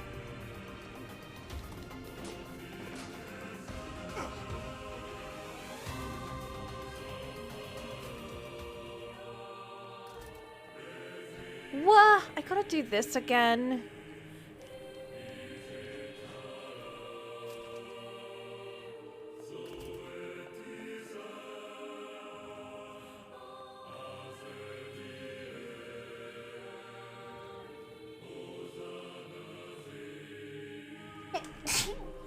Uh-oh. I hope the medicine isn't wearing off. This is all too easy. Yeah, now that I mean we know what shades are.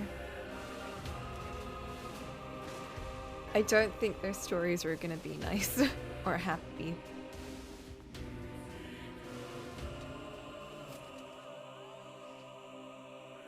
I took the medicine at around 4. Oh my god, it's already 8? Yeah, I took it at like 4. So 4 hours ago-ish.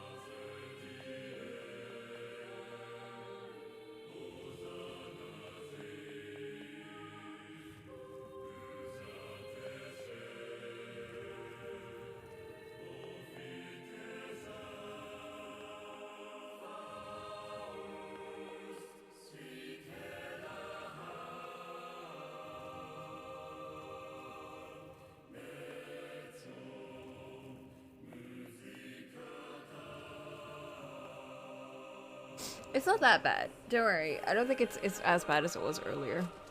The pollen might be calming down too. Turn back. Oh god, we can hear all of them? What's with these guys? Certainly not your garden variety shades. Their bodies aren't fully functional. Say, I've heard of this. A cursed area where incomplete shades gather.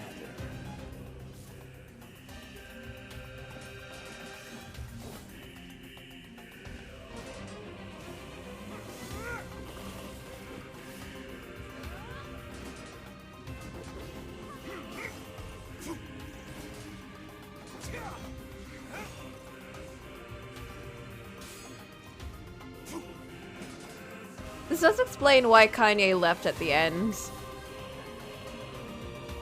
With her whole, like, deal with Chiron. It's sad. She didn't want to hang around them because she'd gone soft. And she will put them in danger.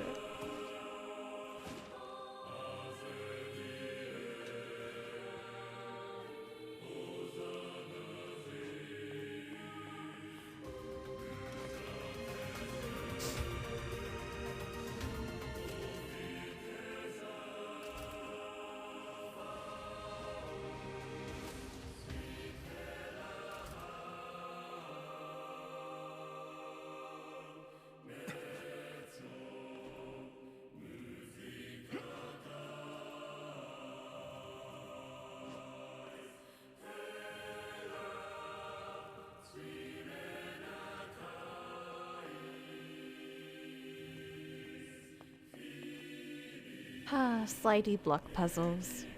You just see, like, shades and stuff clipping through the door.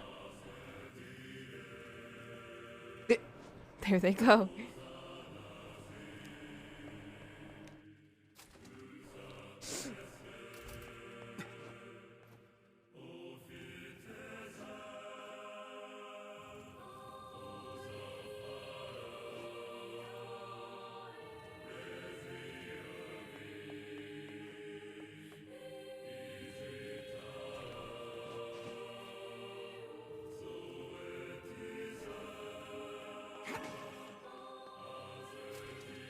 Hey, Kaini.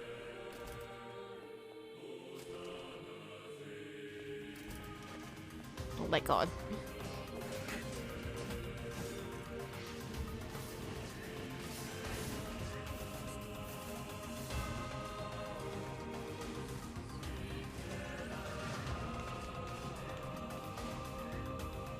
Get away from me.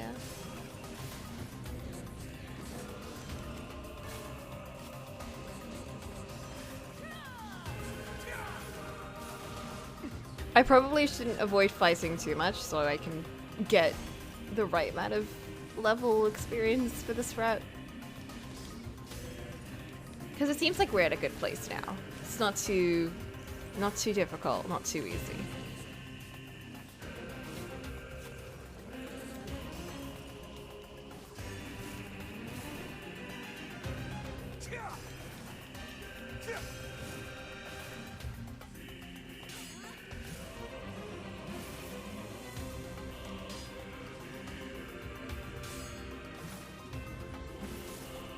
How dare you! I am the master parrier! Haha!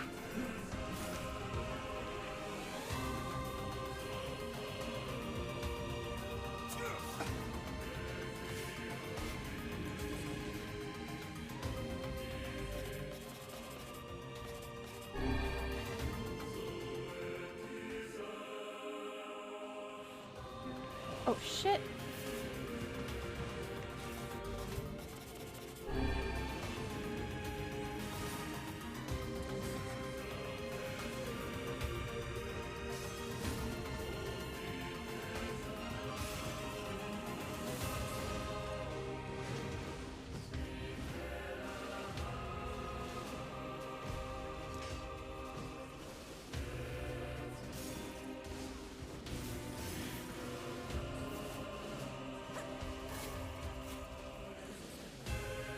I love that you can do this. It makes things so much easier.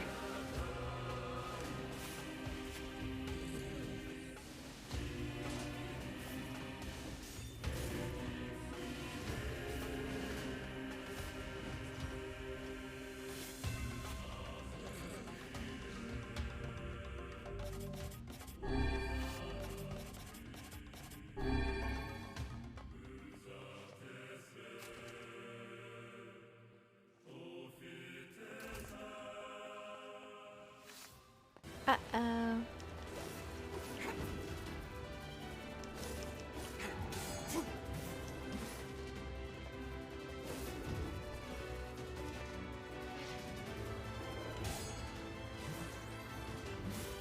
Yeah, sure, you're invincible, which is so convenient. Oh! Wait, oh my god. I think it's a strength capsule.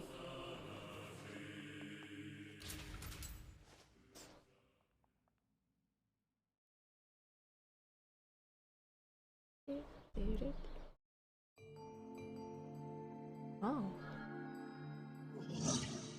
Oh.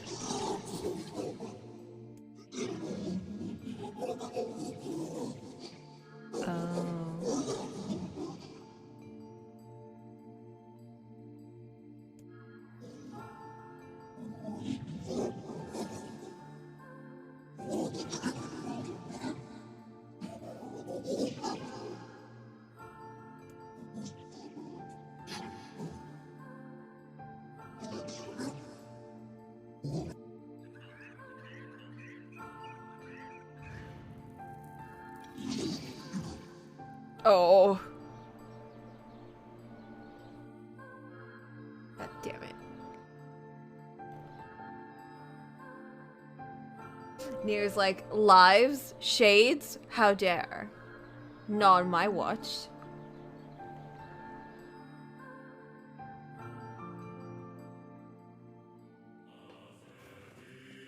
Kaine, Emil, look, from now on, I'm going to sleep outside with you. Why? I can't accept that you aren't allowed in the village. It's stupid. So you're staging a protest? Fun. Yeah. Don't waste your time. But it just feels wrong. Well, that's really nice of you, but you still don't have to stay out here with us. Emil. You got a super important mission. You can't sleep out in the rain. What if you catch a cold?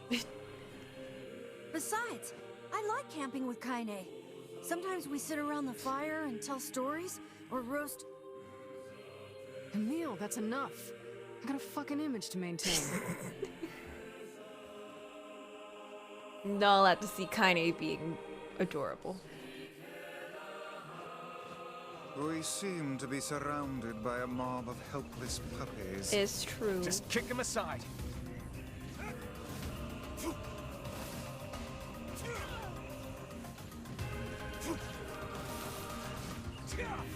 That's a lot of helpless puppies. I don't know if these are very helpless.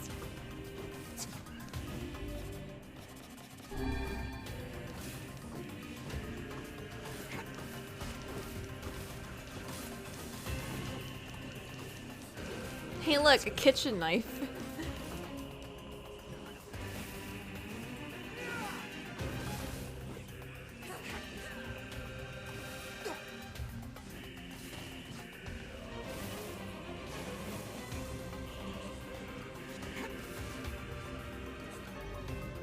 Woo.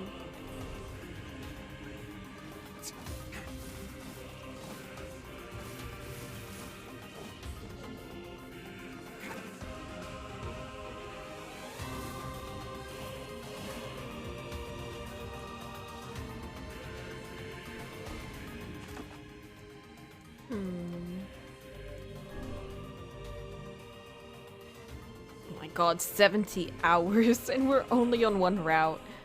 Whew.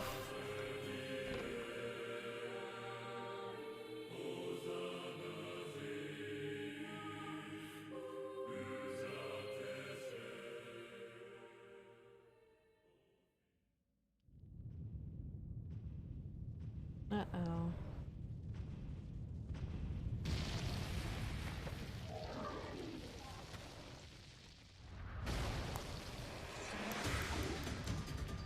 Oh.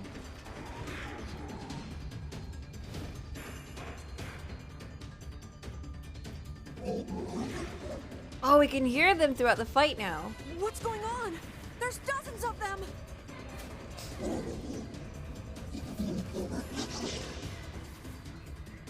These are creatures of the darkness. Lure them to the light. Pathetic to the end, I see.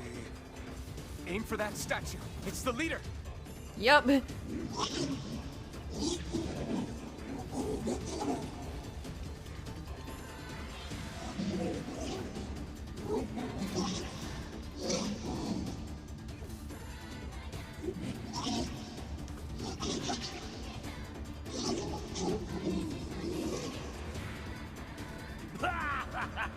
Oh, you're funny. I'm gonna start crying here. Shut up, Tron.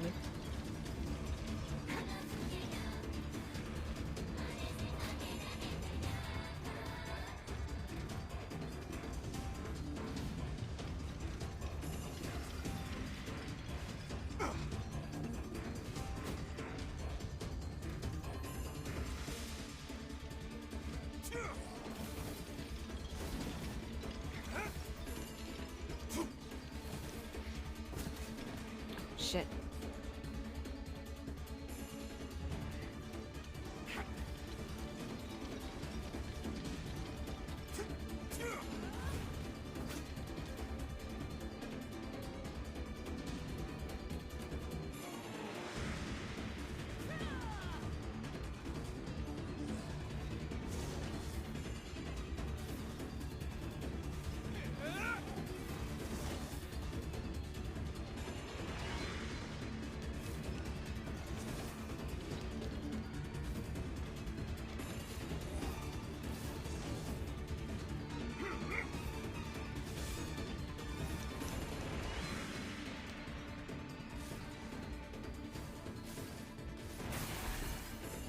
And there we go.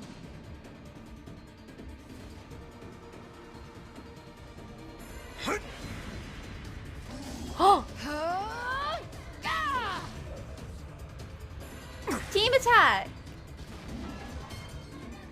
Have you felled the beast? Oh, is this is where Kaine like goes berserk?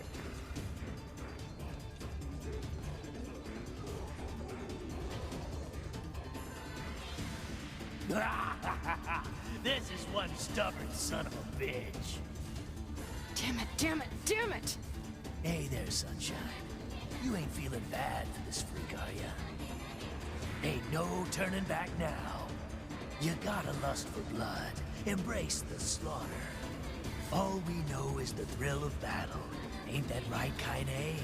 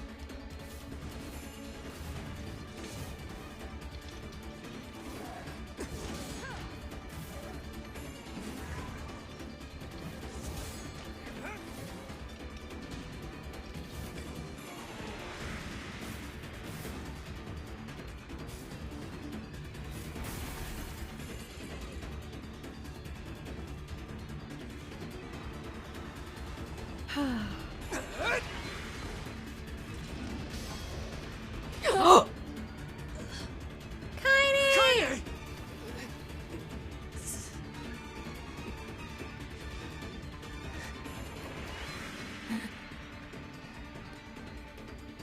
Oh, you're kidding me!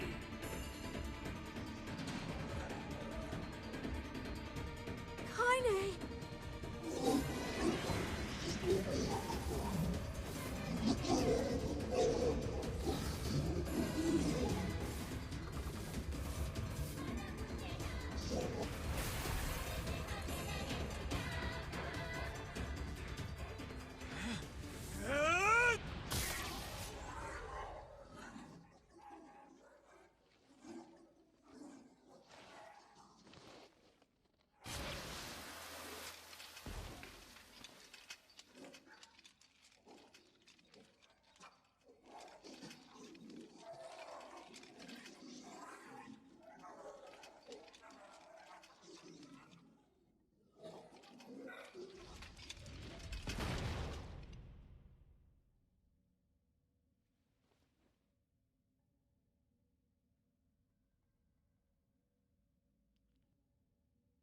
Kaine! Are you alright? Kaine! I fear there is little we can do for her. No! Kaine!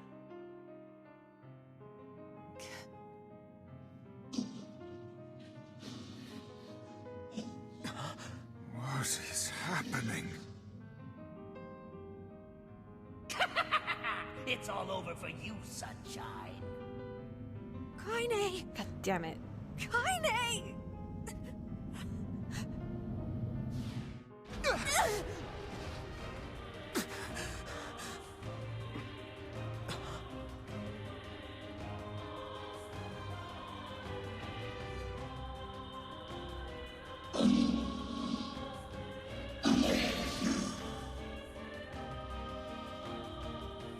Oh god.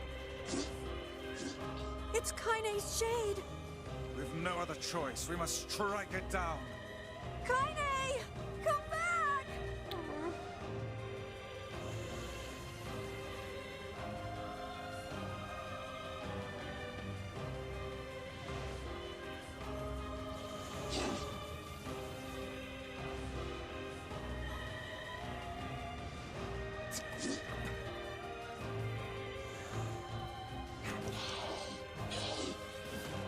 Now, pin her down. Kaine, please! Come back to us!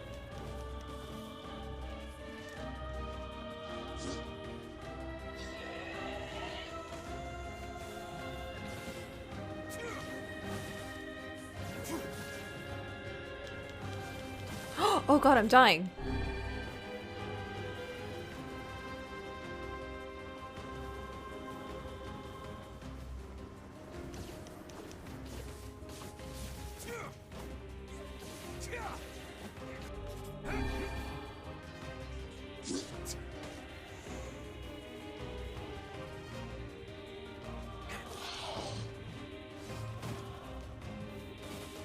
It's do or die time! I'll swallow you all. Shut up!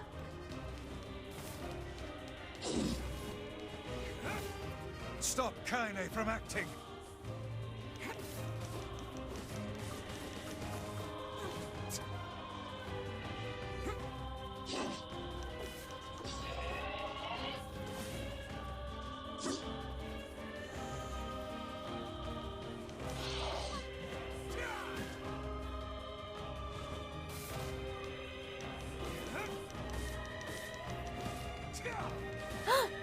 Oh shit. It's so quick.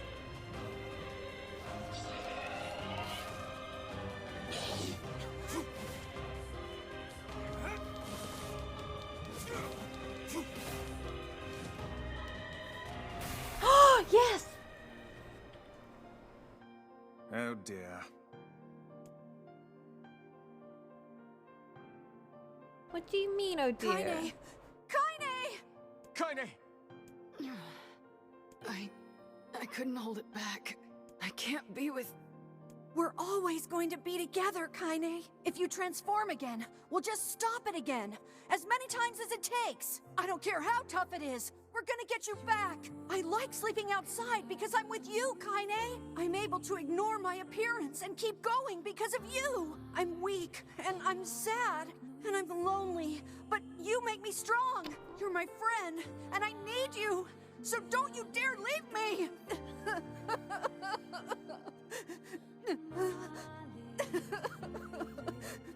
All right. Stop crying.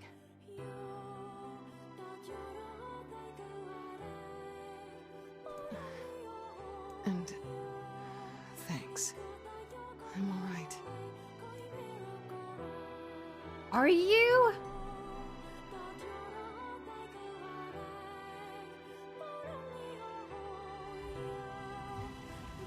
Over there.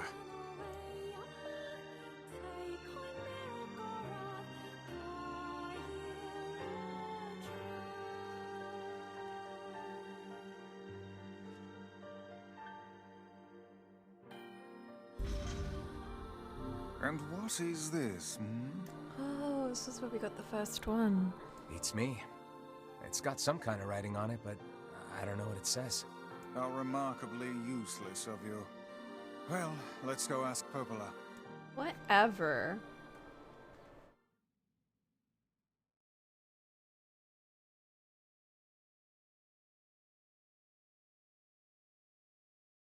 It's a cipher of some kind. Can you determine its meaning? I think this is the key to unlocking the Shadow Lord's castle. Here, take a look at this. I wrote down all the words I can understand. This fragment is called the Stone Guardian. Given that you found it in the Lost Shrine, the words must mean something. There are spaces here for 4 other fragments as well. Sacrifice, the Law of Robotics, the Memory Tree, Loyal Cerberus. The Law of Robotics probably refers to the Junk Heap. We're gonna have to hear all of their side thoughts now. I don't think Gretel really got me that much, but the other ones, we shall see. It's very worrying. And the Memory Tree might be the Forest of Myth. But as for Sacrifice and Loyal Cerberus, I don't have a clue. I'm very concerned for Loyal Cerberus, to be honest. Not a problem. Hmm? If we want to fill in the words, we just run around the world killing every big monster we find, right? Oh, splendid. By all means, let us undertake a murderous rampage. They're just shades. Besides, it's the only way to reach the Shadow Lord. It's a dangerous task. Yeah, well, Yona's in even more danger. But how can you even be sure that she's... Because she is! Right? The Junk Heap and the Forest of Myth, yeah? I'm on my way. Please be careful. Oh, and listen. About Kaine and Emil. Mm-hmm. The villagers know how much they've sacrificed, and they're thankful. It's just... they're scared, you know? People can't change overnight. I'll hurry them along the best I can. But can you please give them a little more time? I'll try.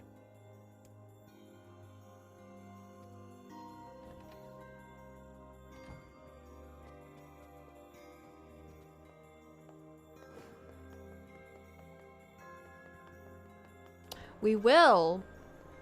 I don't know too much about the forest one, to be honest. Like...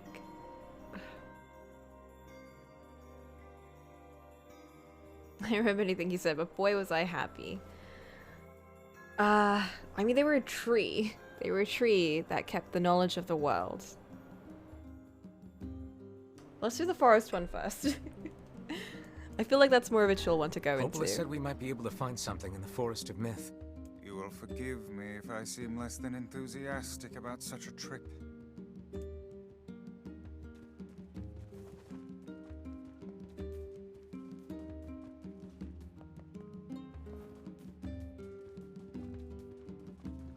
Ah, yeah. I hope you find your Yona. I really do. Thank you.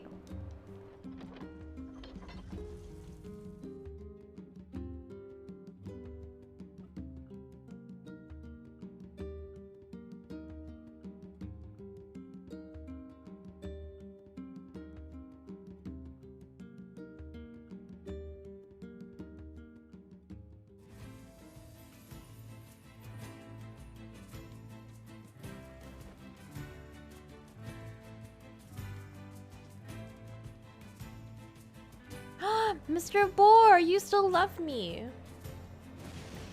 Nice, nice, nice.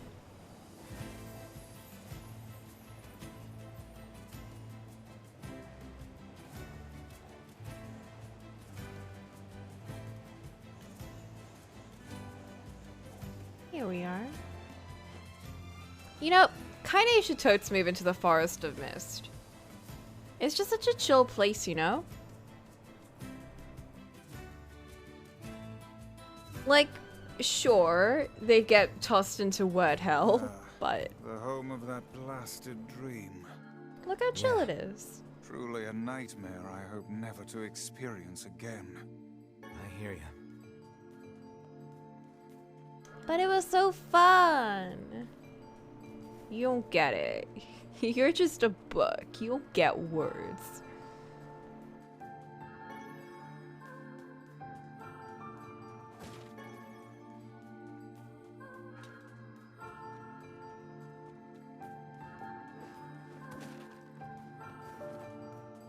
Oh, hello. How are things?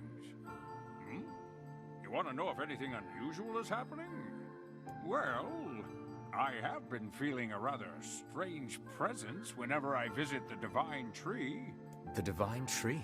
It's a legendary tree that exists in the heart of our village. Did you investigate the cause of this presence? Not really, no. And why not? Well, we're not really supposed to go near the tree, except for prayer. And why is that? I don't know.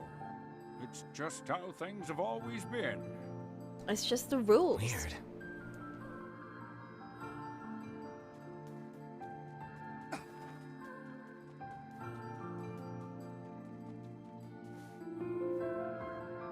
We are the grass, the trees, the woods. Why do we seem to encounter nothing but odd people lately? You should talk, Vice. As if Grimoire Weiss is capable of spouting such nonsense. Hang on. I don't think it's done. Is the dark entity that governs all memories. May the words form themselves to your liking. Does that mean it'll tell us what we want to know? That'd be nice. It would. Black, pure darkness painted over everything. Words scattered here and there across the blackness. Kind words, difficult words, amorous words, all sparkling in the dark like jewels. The words were few now, but time was shorter. Grabbing the words in desperation, the tree turned to the sky. "This is wrong," whispered the tree, in a voice of wind through the leaves. "This is not how it was supposed to be. The plan has failed." Once long ago, the tree had remembered everything about the world. This was its task, its function, its purpose. It shivered with something approaching joy as it collected the memories of mankind. This was no accident. Emotions were as much a part of the tree as root and bark. Memories collected like dew on the thick green leaves of the tree. And once they had formed a web that spanned the entire world, words collapsed into sunlight before passing through the leaves and into the pool of memory. From the pool, the words joined together to form colonies. The colonies united into whirlpools of light, and the light coalesced into stars. Each star was like a child of the tree, and it loved them all. "Look at my memory. A child is here, brought low by disease. He is far too young to have suffered so. Thin beyond words, the boy's skin is a shade paler than the bleached sheets upon which he lies. His parents no longer visit him, for they cannot bear to watch him suffer. The doctors have long since surrendered his fate to the gods. The boy, too, has abandoned hope. Strange emotions, weariness, hatred, swell within the dark recesses of his young heart. He tries to reject the black terror that germinates in his body, but no amount of effort or tears can drive the invader away. He has long ceased to resent his parents and doctors. Once he did, but now his pain is so great that there is little room in his heart to think of others. Only one person brings the boy comfort, a healthy young girl with tan skin and deep brown eyes. She is a beacon of brightness and light in the boy's world. Her very presence is a comfort to him, but he is unable to look upon her face. Whenever they meet, the boy is filled with loathing for his own state. Soon, this loathing eats away at what joy he received from the girl's visits. The girl will stop coming. He knows this. His every waking moment is spent in fear of this day. He thinks that if he could talk to her, if he could tell her of his feelings, this might not be so. But this conversation never happens. The girl disappears. The boy dies alone. The tree scoops up this memory and carefully stores it within itself. Etched upon it is a single word: envy. Look at my memory. There is a female warrior. Her greatest enemy is a beast with red eyes that she cannot fully comprehend. When she strikes it with her sword, it turns into a pillar of salt and dies. But when the white smoke clears, a new enemy rises. And another. And another. The warrior knows that her struggle is folly, but fighting the unending stream of enemies fills her with a sense of joy and purpose. Somewhere deep in the warrior's drug-addled mind lies a vague memory of a daughter. Perhaps the child exists only in her head, the dying remnants of a powerful dream. She does not know. Her friends and fellow warriors come and go. Some flee in terror, some are eaten. She began the fight with 63 companions, but most are gone now. The warrior's body shudders. She does not understand why at first. By the time she hears the fierce, low sound, the arena is already enclosed in darkness. Looking up, the warrior sees a beast so large that it blots out the sky. She is laughing. She has been doing so for as long as she can remember. Covered in blood and dirt, the warrior laughs. She laughs and laughs until the town that contains her daughter collapses into a pile of dust. This memory has been stored for a long time. It is etched with a single word: loss. Look at my memory. A red dragon falls from the heavens. Oh, that memory has been lost. A shame. It was a favorite of mine. After many centuries of existence, the tree saw that its carefully labeled memories were beginning to dwindle. Once seemingly infinite, the memories now seemed ready to disappear forever. The tree did not feel sadness at this. Grief was an emotion beyond its comprehension. It did, however, have the distinct feeling that something was missing. The mountain of memories it had so carefully assembled had disappeared. The tree stretched its branches as far as it could, but new memories refused to flow. The pool of memories was a black, empty pit, a hollow place where life had once flourished. The tree had lost its purpose. There was nothing to be done but sift through the few remaining memories littering the ground and under its branches. This is why the tree was pleased when the young man and his companion entered the room. Well, this place is gloomy as hell. The room NieR had entered was almost completely empty. All he could see was a few crystals scattered haphazardly on the ground. Picking up one of the crystals and peering into it, NieR suddenly saw a familiar sight. It was a forest of myth, its villagers prisoners of their own dreams. I apologize, the tree thought. This is all that remains. As NieR stared at the jewel, bewildered, a voice suddenly called out from the depths of its mind. The voice implored them to listen. It was an order, following it was mandatory. Abruptly, the pair realized that they must listen. They must listen. Look there! A small, shadowy presence appeared from beneath the floor. It appeared to be a shade. The shade grasped several jewels in its hand. More jewels tumbled out of its mouth like shards of broken teeth, sights and sounds tinkling from each one before vanishing forever. The creature was abusing the memories, treating the precious objects like a collection of cheap playroom toys. This shade appears to be consuming the memories. These things eat memories? The tree extended a branch towards NieR. Without a second thought, NieR brought his blade down on the shade, tearing its stomach wide. Jewels burst from the shade and poured across the chamber floor. Look, thought the tree.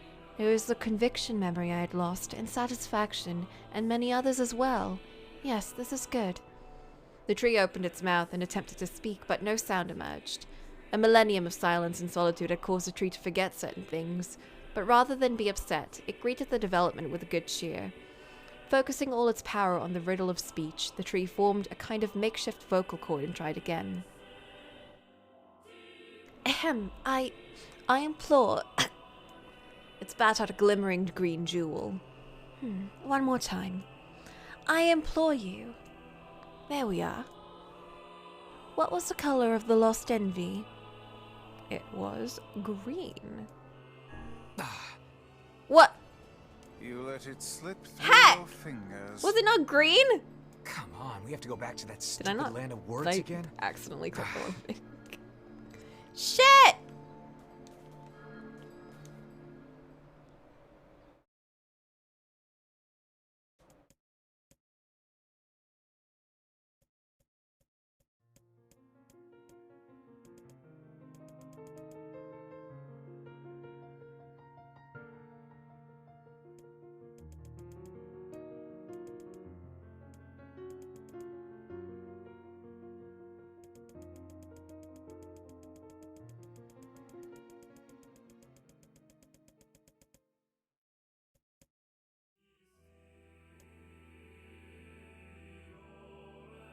What did I click on? Did I click on brown accidentally?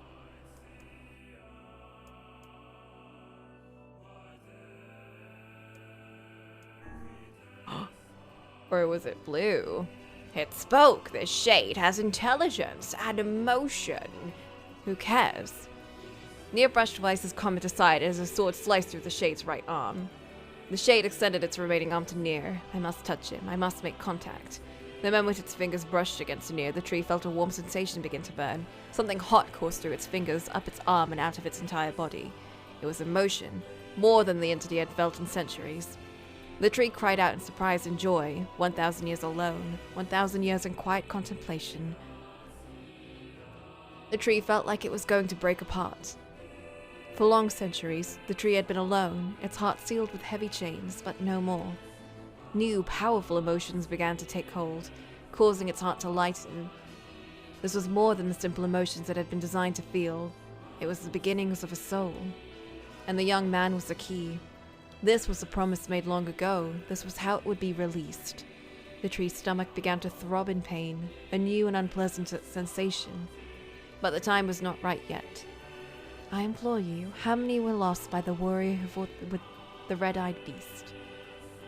Her daughter and 63 friends. What? You let it slip. Come on, we have to go back to that. Was it not that? What is this?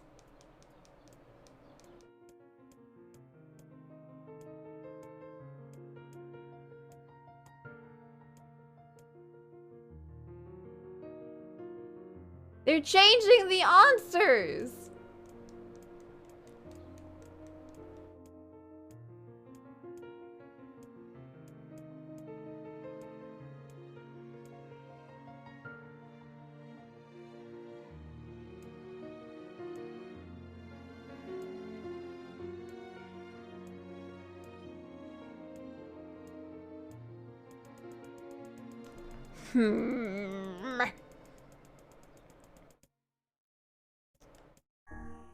Maybe it's everything but the right answer. Maybe that's what we should be picking.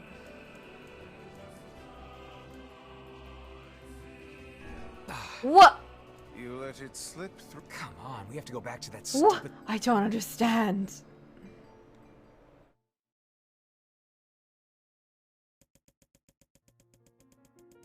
And 23 friends?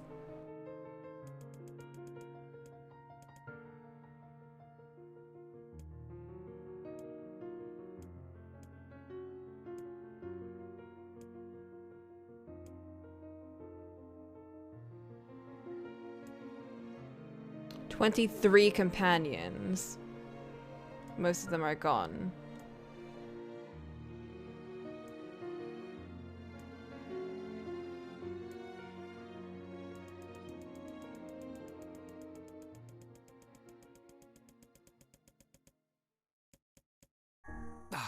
What?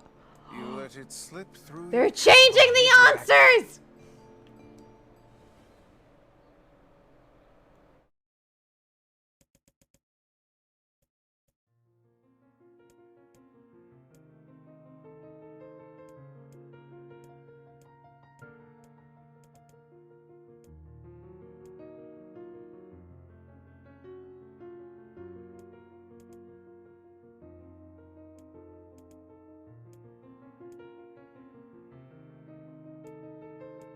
How am I supposed to know the color of that one, though?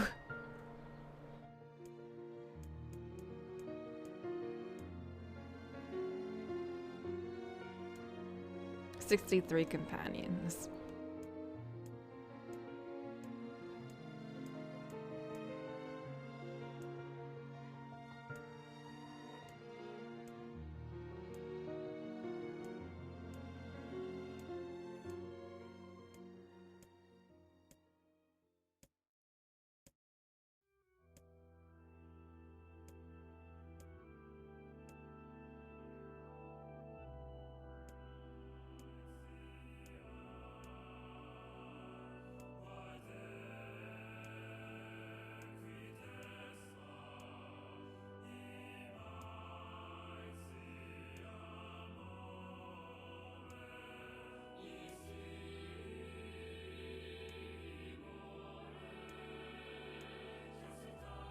Glimmering green jewel.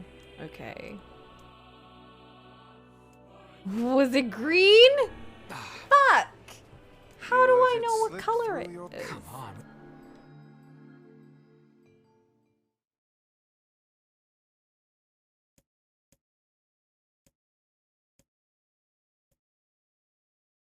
It's not supposed to be flat fail, blah blah blah blah blah.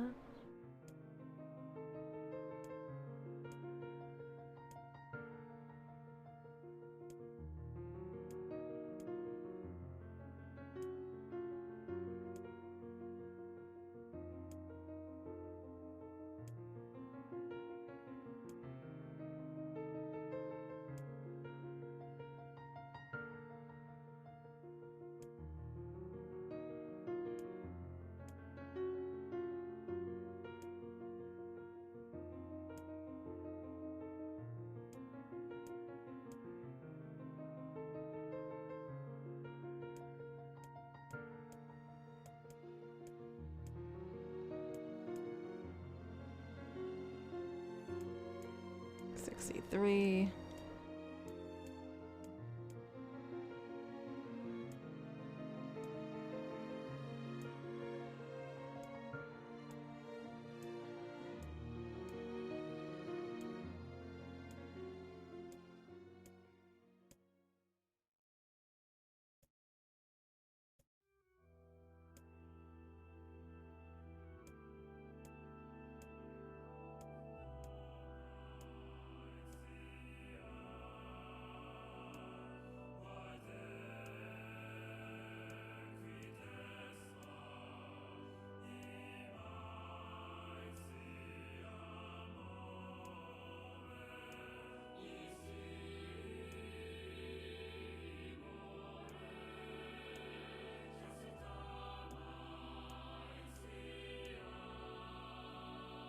Musical of the Lost Envy. What? Where does it tell me this? What are you talking about? Ugh.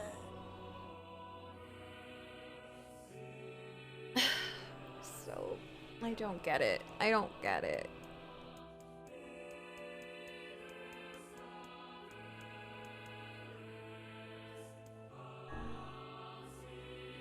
Oh my god, are you serious?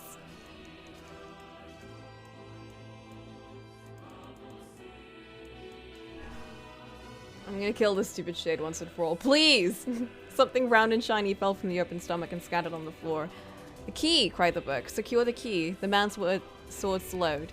Time began to dilate around them, stretching and slowing. Time is essential. The next word must be heard. The words exploded. It became difficult to discern their meaning. The pool of memories began to crack, and infinite blackness burrowed its way into the wall. The sword is falling. This world is falling apart. How can a world of letters? I implore, most important thing.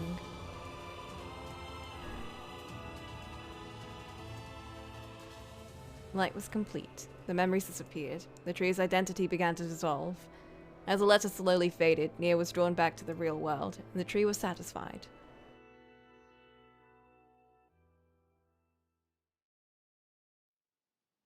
Cool. What in the... I never realized shades were capable of rational thought. I don't care if they can tap dance and play the fiddle. I just want to kill him without all this hassle.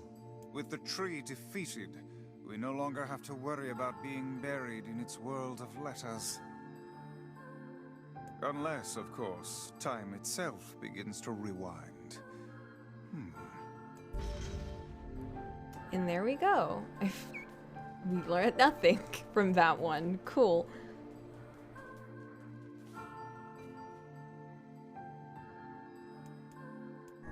Popola said we might be able to find a key fragment in the junk heap. Perhaps we can find a clue at Two Brothers' weaponry. Oh, it was the girl's eyes.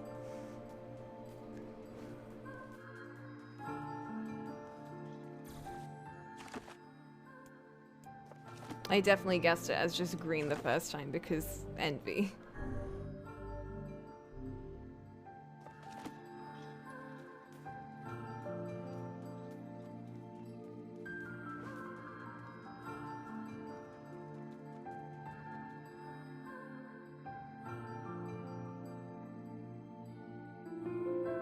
I wasn't looking at chat because I didn't want to, if I'm gonna be real, I prefer not to get told the answers when I'm doing it.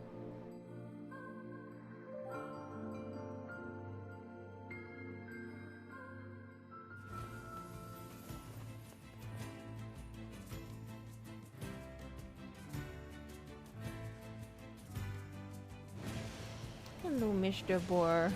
Oh, shit.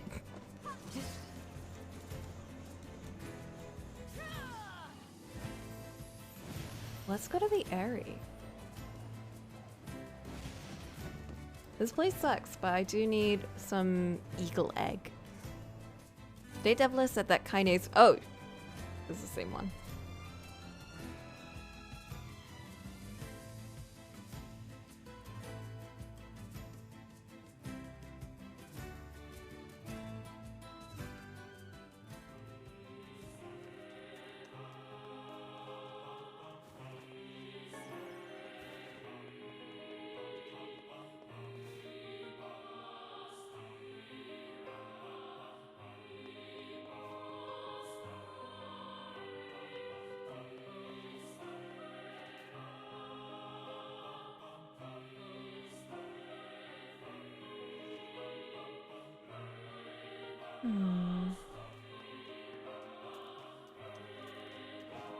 Where did they live? Was it just over there?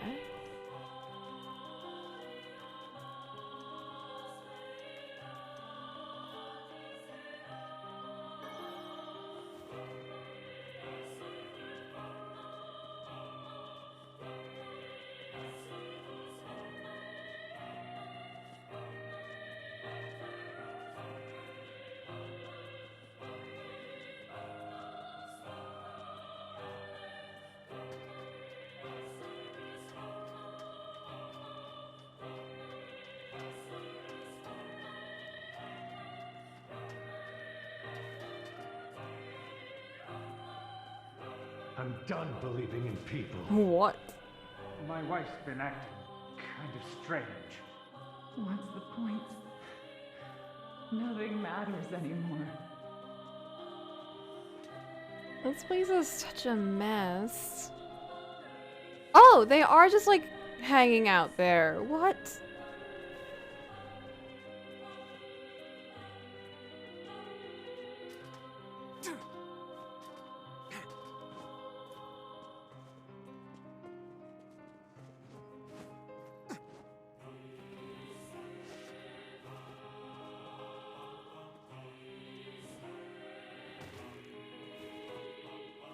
What should I do? Don't talk to me!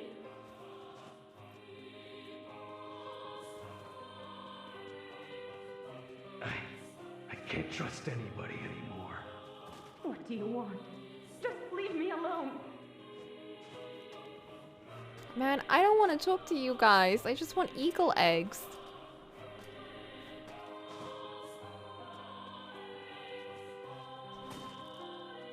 I'm not going outside. Never, no matter what. This is a very bad idea, however. That was a bad idea.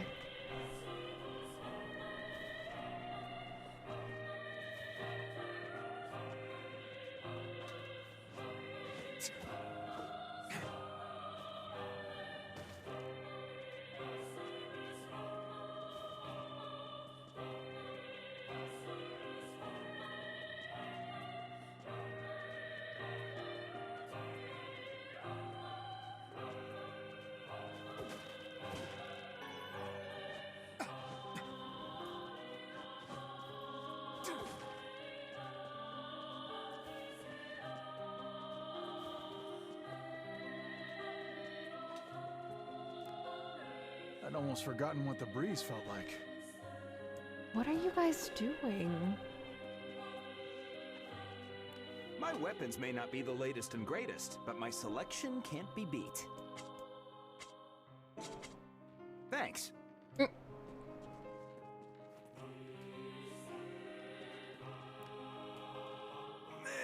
I was so tired of holding up indoors.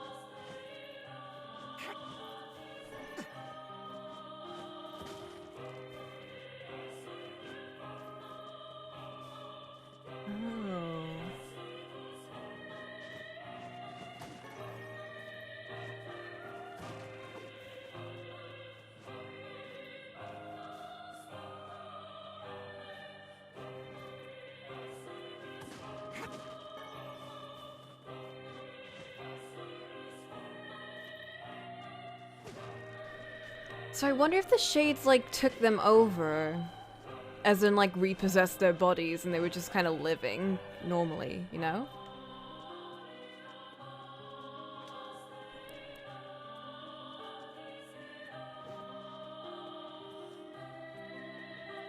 I don't know. I don't know what went on there.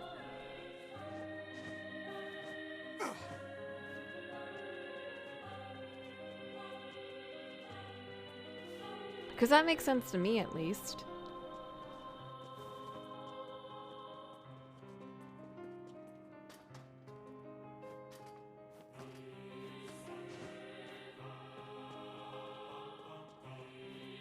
But how do I get back? Heck. Hey, who is that? Emil?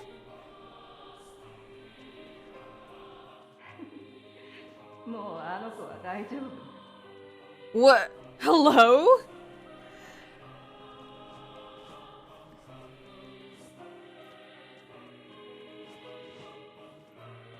That was weird.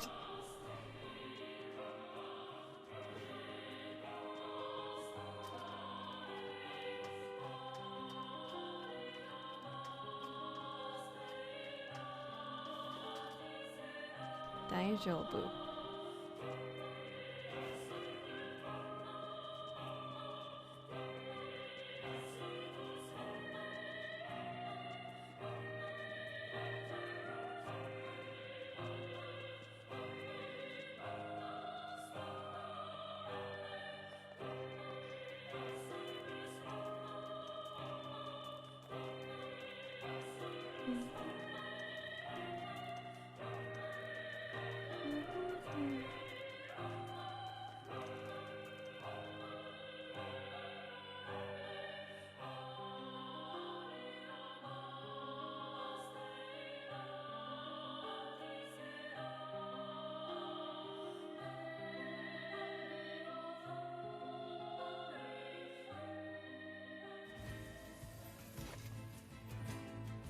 Alright, you.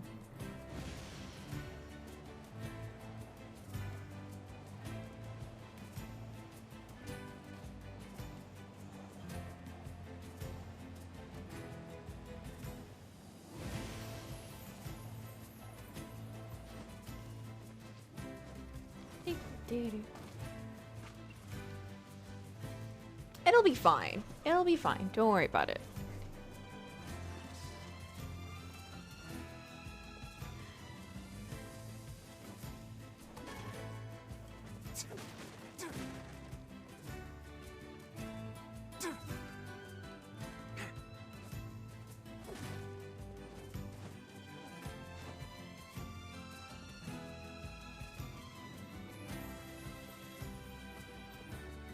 Yeah, it's a farming run.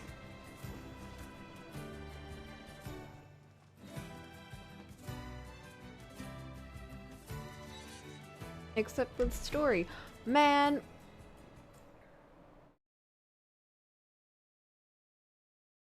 I did some farming yesterday before I went to bed. It felt really nice. I felt like super chill. Farming nice. Oh! Damn! Where'd they go? Get him! Don't let him escape! No!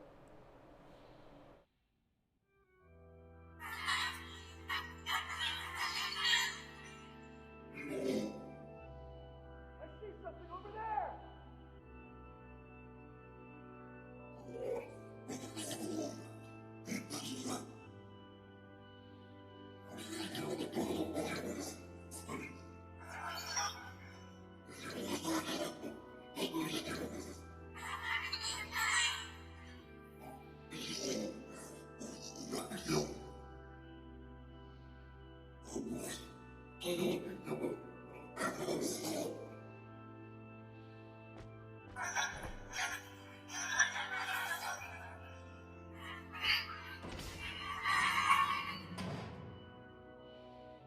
Here! They're in here!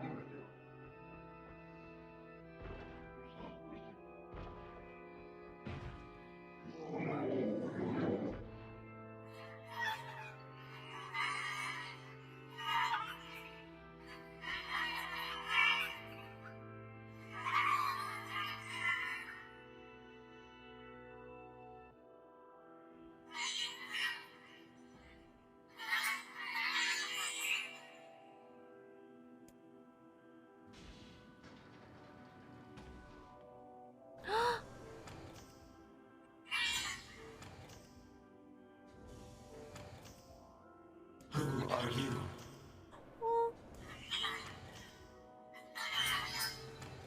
Military defense robot, Key 33. You are an intruder. You must be eliminated. No! Error. There is something leaking from your eyes.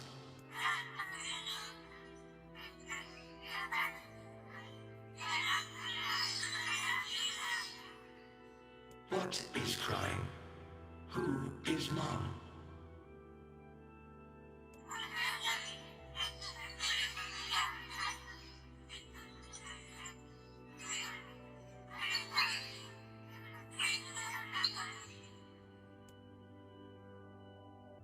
My creator is also dead. He perished hundreds of years ago. 874 years, 10 months, 14 days, 4 hours, and 43 minutes. 44 minutes. Oh.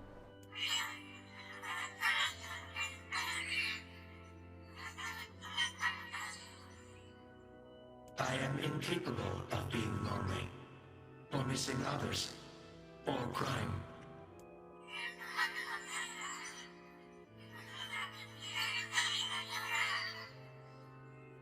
You will die.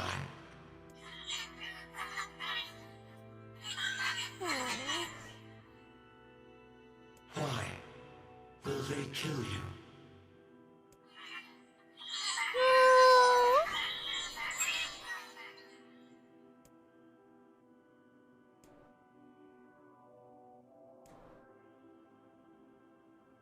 I will not permit the humans to kill Khalil.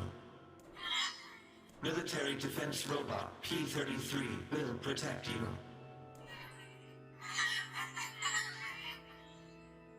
P-33 is charged with defending others. P-33 will defend Khalil.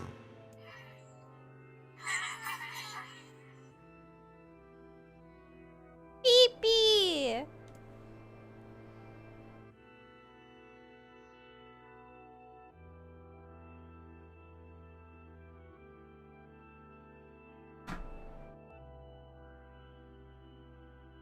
Yeah, this one is gonna hurt. I'm sorry. This one is gonna really hurt.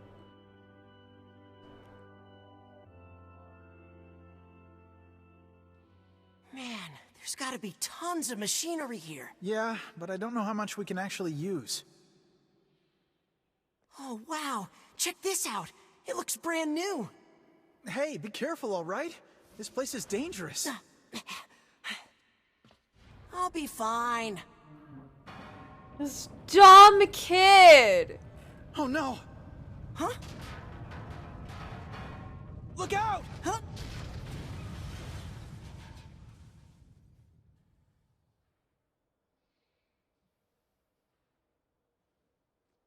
Huh? Huh?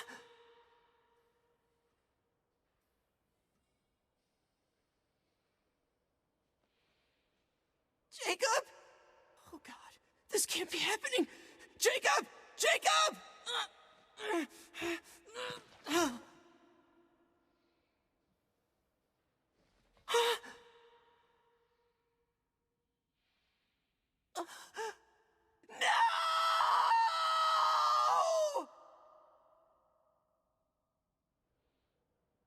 This dumbass kid. It wasn't the robot!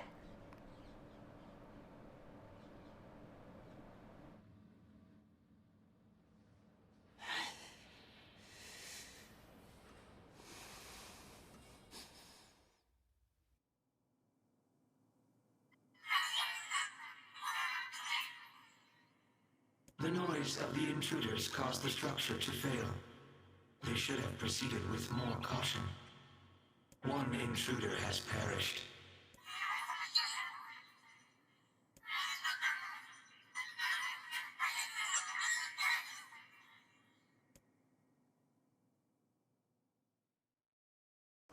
Oh. I don't want to continue. I don't want to continue. The junk heap. Perhaps we should speak to the brothers. They might know something about this. I don't want to. He sucks. Don't make me talk to him.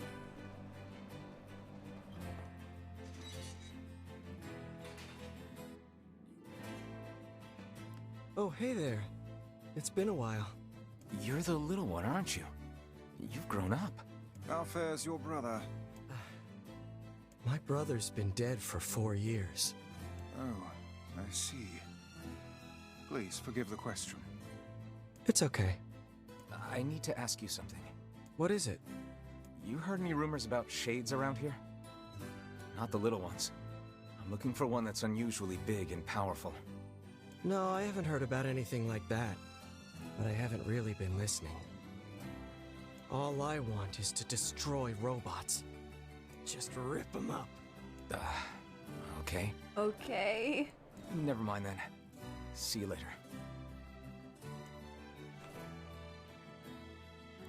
Wait!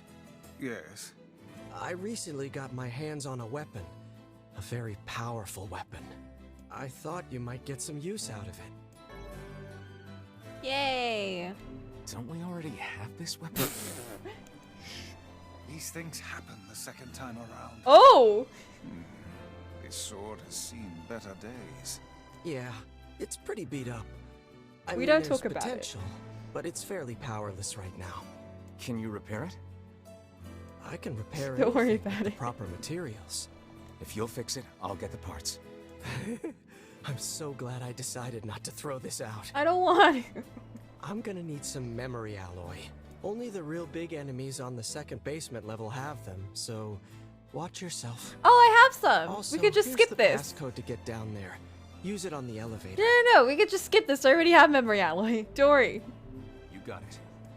Here. I'm gonna need some only the real big I have some enemies- memory alloy. But I have it. What can I help you with? Let me strengthen my weapon. I have memory alloy. Please. I already upgraded. Didn't I? Oh, I didn't. Wait. Didn't I already fully upgraded Iron Will. I don't even need it. Wait, never mind. I didn't. I have 11 memory alloy. I don't need this shit. No! Why can't I just skip this? I don't want to go down there and fight them. Stop.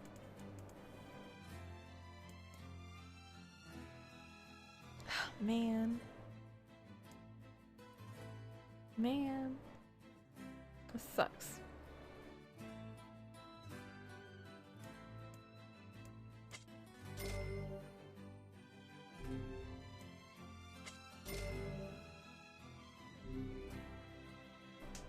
This sucks.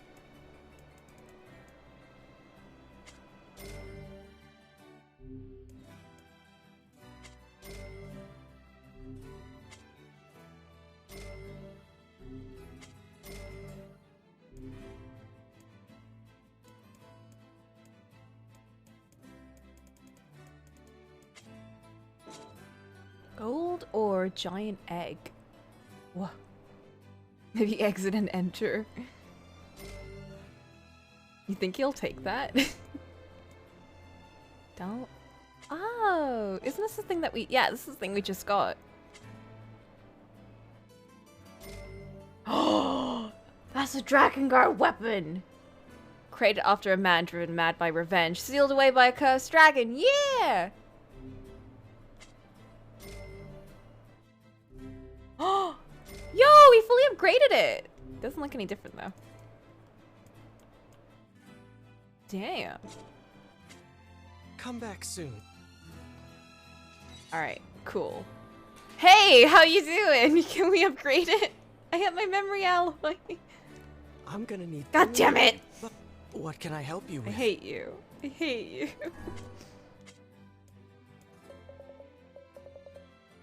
I hate this.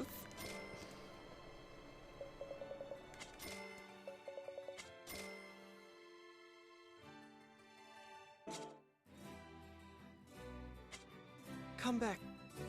Whatever.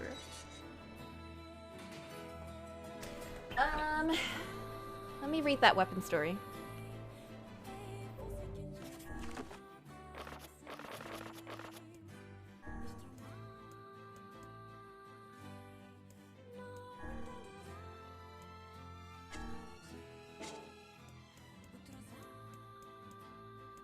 Ancient Overlord.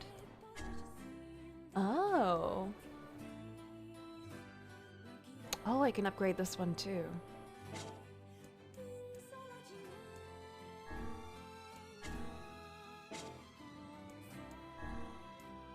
Okay, let's read this story. Oh, wait. No, we already read this one as well.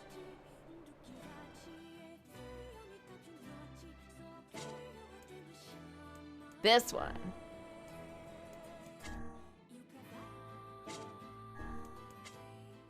Okay. Angel's embrace. I was saved from the despair that shackled me. I was freed from the fate that cursed me. I was pacified from the indignation that plagued me. I was changed by the day I met you. My flames will scorch the earth below. My fangs will know the taste of blood. My claws will rend my enemies asunder. My wings will soar the skies above. If your eyes are to be robbed of their light, if your skin is to be stained with blood, if your sword is too heavy a burden, if your lips can no longer produce speech. Even if this body is snuffed out, even if these words are stolen, until our contract is complete, until the moment this warmth is lost. That's definitely Kaim and Angelus?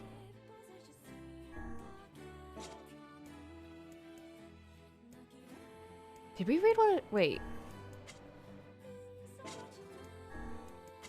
We didn't read this one. Oh my god! Ah! I'm starting your booth sequence. As you lay resting before me, I call out to you. I want to let you sleep a little longer, but I've got my orders. Let's start by getting the brightness set.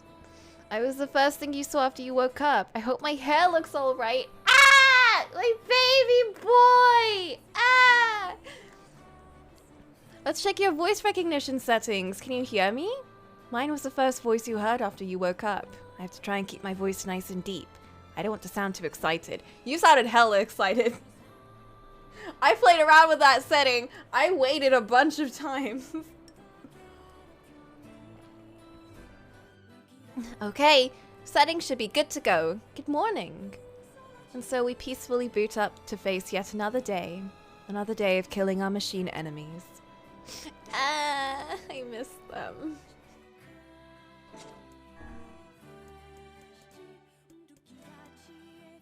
Have we seriously not leveled up a single one of these weapons to max? Oh my goodness.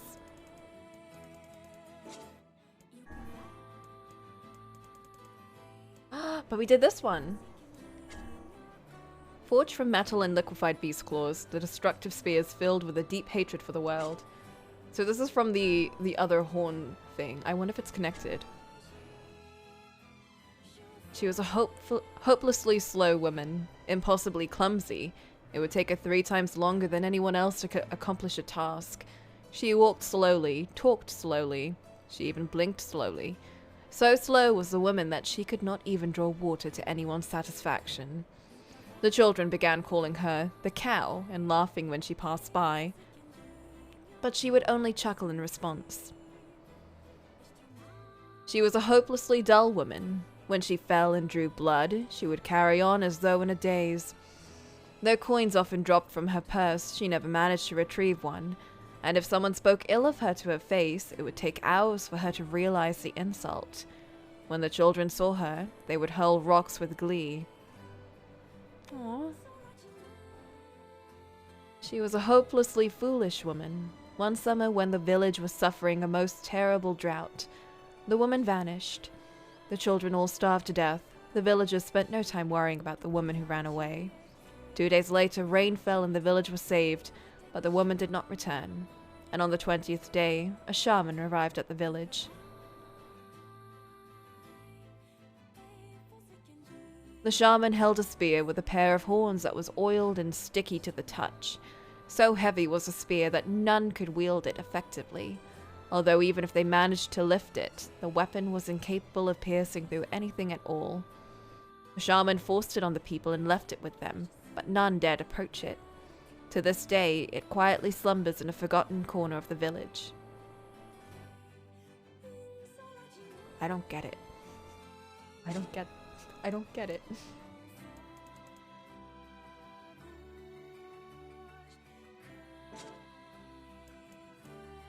Was the spear made out of the woman? Oh, 90% quest done. Some of these weapon stories are just like, what? I don't understand where you were heading with this.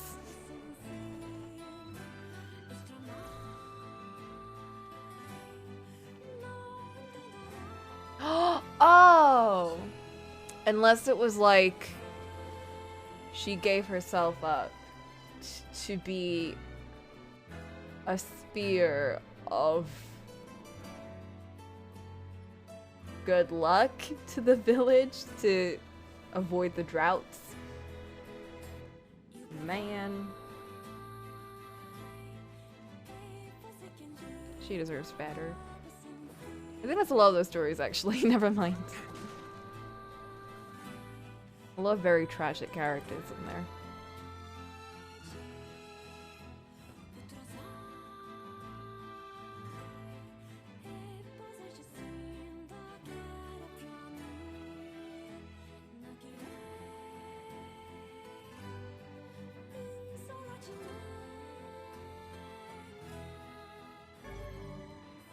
You already possess the following item memory alloy.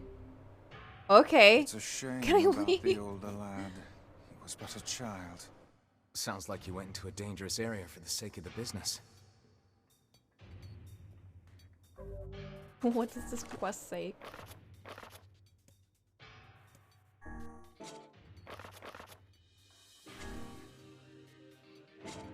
Oh yeah, time to... I don't think I can leave. Can I sneak out though? But I have the material, right? So... right? And before you can just skip it and you're like, cool. Although we won't... What?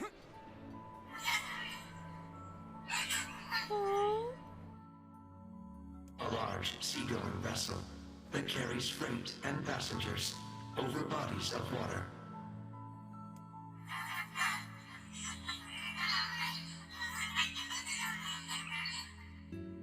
You have taught me much, Khalil. Aww.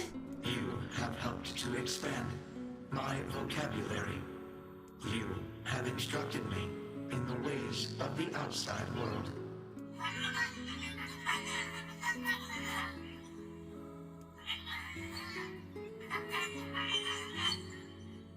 Can we not though? But can we not?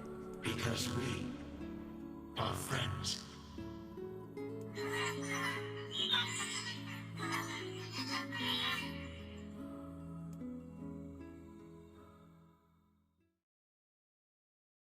Why do they have to tell me these things? I don't want to know this shit. Why can't I just kill without discrimination? Why do I have to think about this? Hey, hey, hey!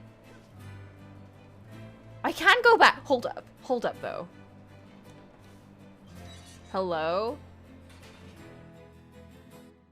That's some pretty impressive stuff you found. Yeah, it is. I'll start upgrading your weapon right Hell away. yeah! And since you did me a favor, I won't even charge you for it. Oh my god. Well, actually, this is gonna take a little more time than I thought. No sense in you waiting around. I'll send you a letter once it's ready.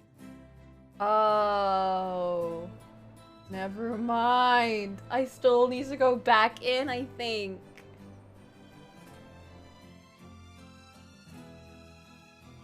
I remember him being like, he needed to send us a letter, and I think we had to go back for some other reason. God damn it! That would be great. It appears we have some free time on our hands. Maybe Popol has found some information about the Shadow Lord. Let's drop by the village. I thought we big-brained! I thought we big-brained! Oh, I don't want to do this, though.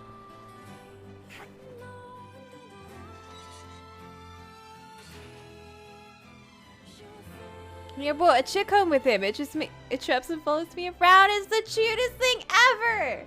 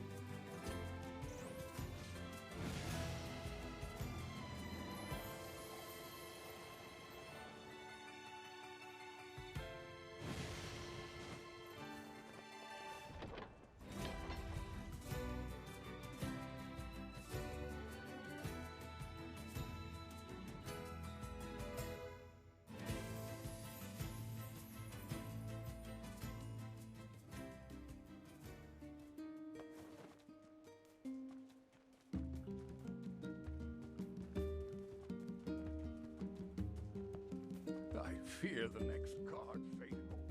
That's a bad card, I can tell you that much. This place is gonna get destroyed even more.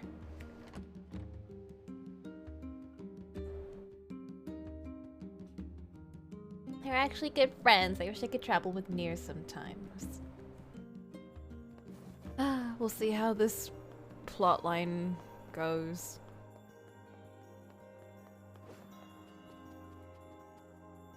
I don't even know. Learned anything new about the Shadow Lord's key, Popola? You know, I was just going to talk to you about that. Hmm? You remember the Eyrie, right? That depressing shell of a village? Not so much anymore, it sounds like. I just got this letter from the village chief. Have a look. Oh!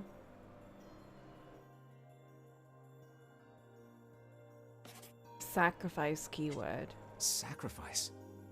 Isn't that the name of one of the key fragments? Like one of the last ones we did. That's right. I've been trading notes with leaders from every town in the land. Yeah, I don't care about this one. You're amazing, Popola. This entire affair strikes me as a bit too convenient. I'm afraid Grimoire Weiss is correct. What do you mean? The Eyrie has been shut off from the world for years. I agree. It seems rather unnatural. You're overthinking it. Besides, I don't care if it's dangerous. I won't get Yona back by just sitting around and waiting. If there are shades there, I'll just kill him and be done with it. Hell yeah. Oh dear. Well, if that's the way you feel, I guess I won't stop you. Try speaking with the chief when you get there. Before I do that, though, hold up. NieR Eagle Egg. How do?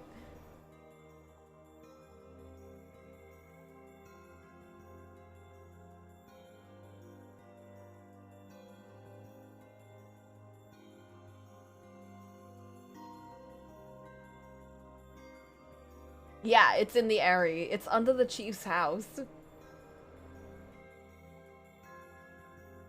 Or it might be there, at least. You need 5 eagle eggs. Wow.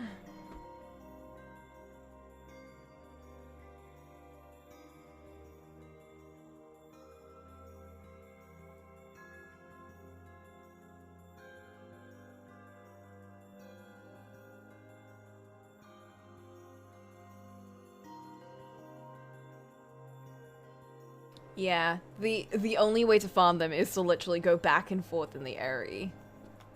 And, like, reset the area. But I went there and there wasn't any eggs. I'm just saying.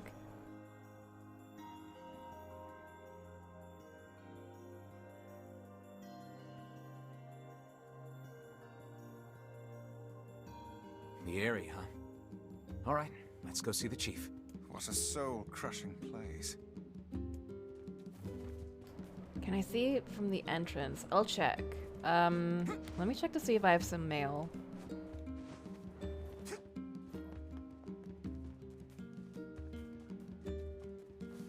I do not. This is a weird order they're sending me through, and I can't remember how we did it before.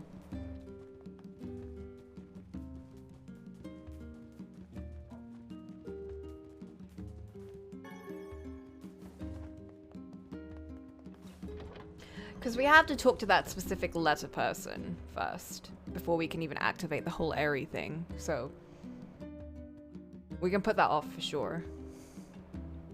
And just keep going back and forth.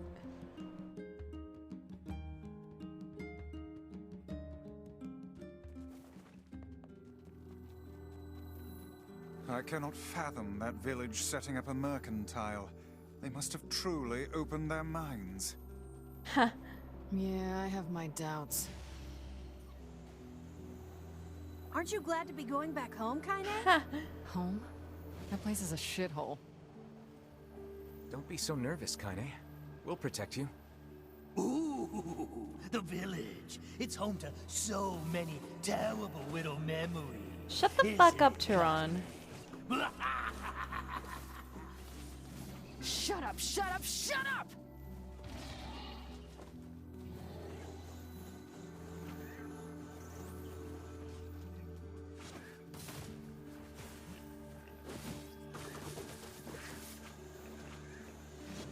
Also, yeah, the difficulty has definitely increased.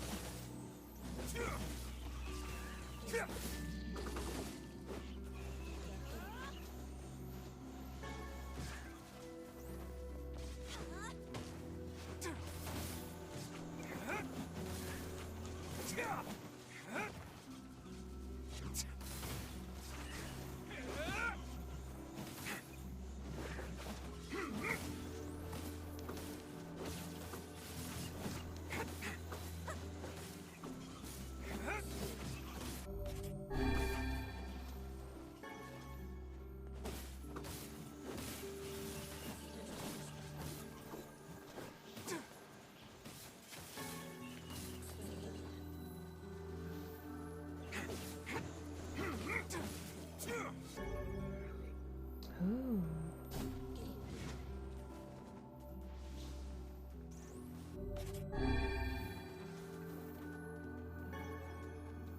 All right, let's go in.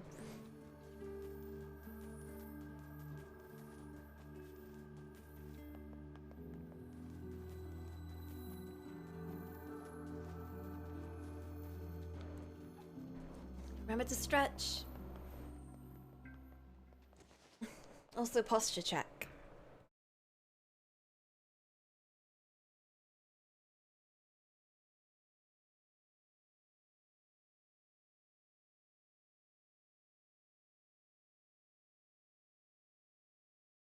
We do not desire.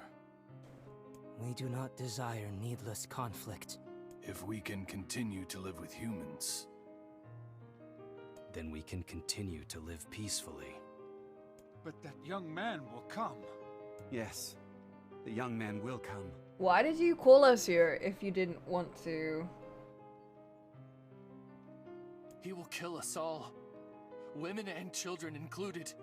What should we do? What can we do?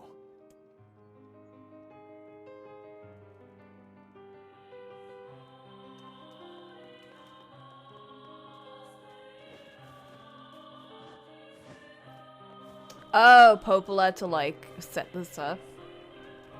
That makes sense.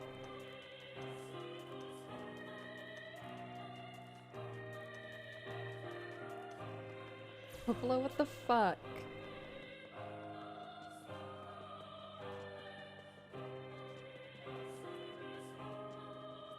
I'm still so confused about the point of gathering the seals and doing all that.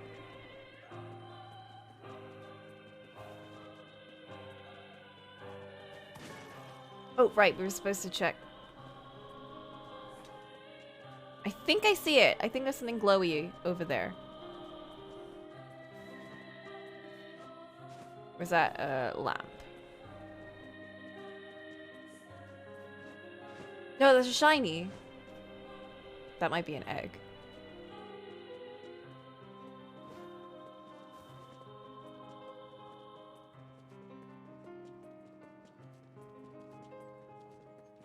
Okay, we just have to run through the village 5 times.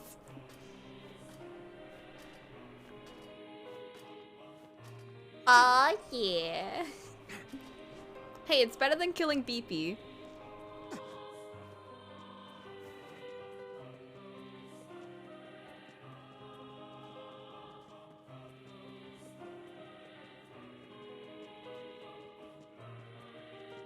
Oh, give me that egg. What?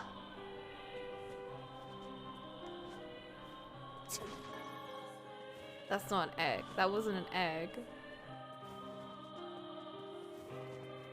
Where is this stupid egg? What?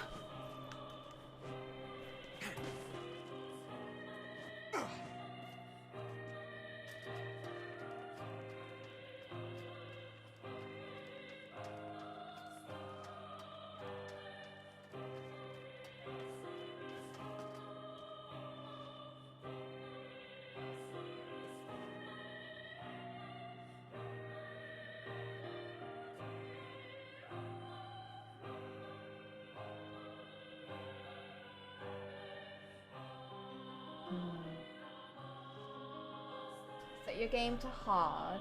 Travel to the area, save the post box, run to the first platform. Look under the chief's house. See if there's an item there.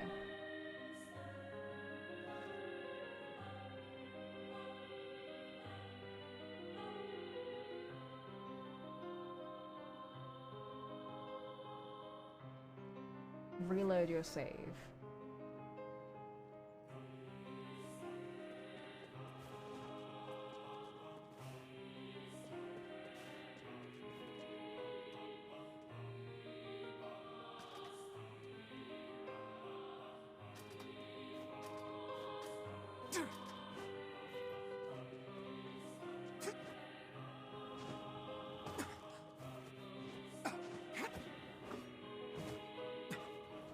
Maybe I can just do it like this. No, that's too far away.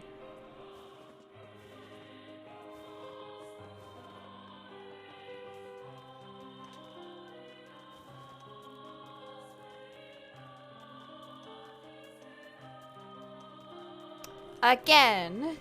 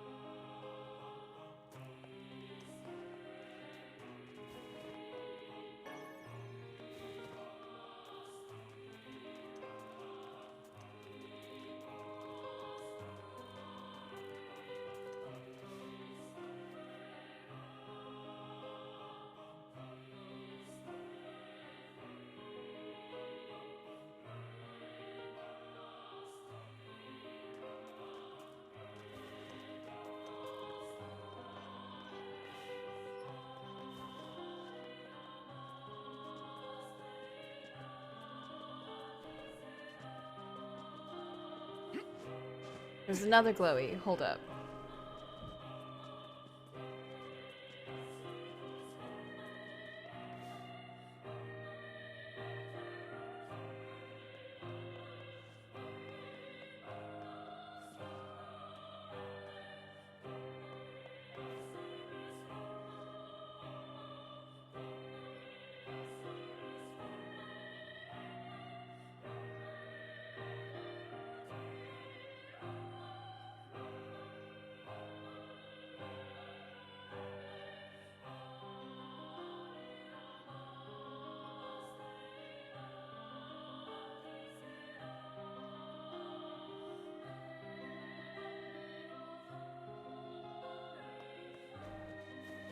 Okay, they're saying to save after I get the item and it's an eagle egg.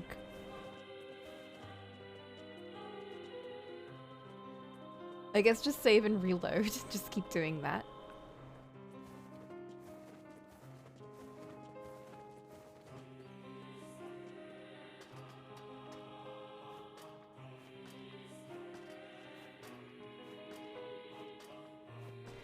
It's fine. You're gonna have to do this 5 times at least.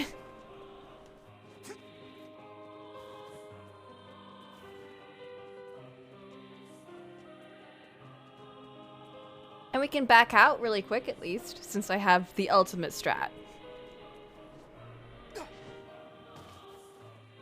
Eagle egg, eagle egg! No!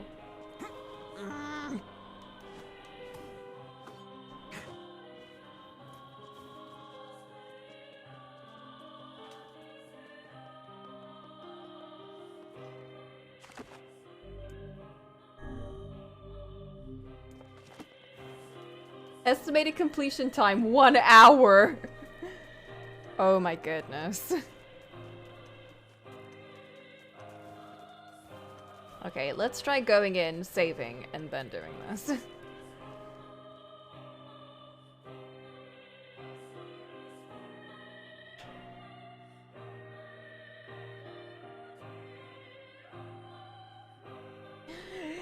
this is the next hour of the stream. I really wish I had an ice lolly right now.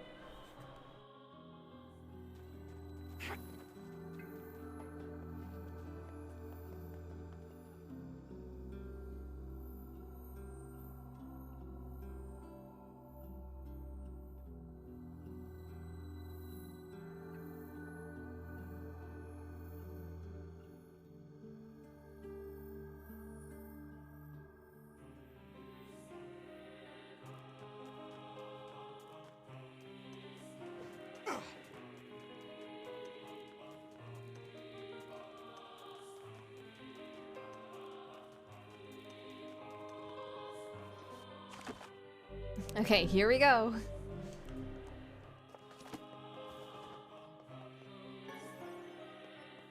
I wish I could just... Ah! Look at Emil flying over there. Why can't I do that?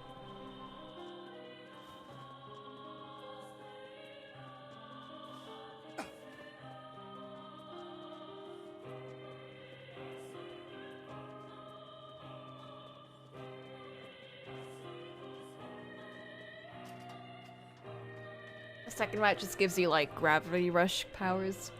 Oof. Ah, I miss gravity rush.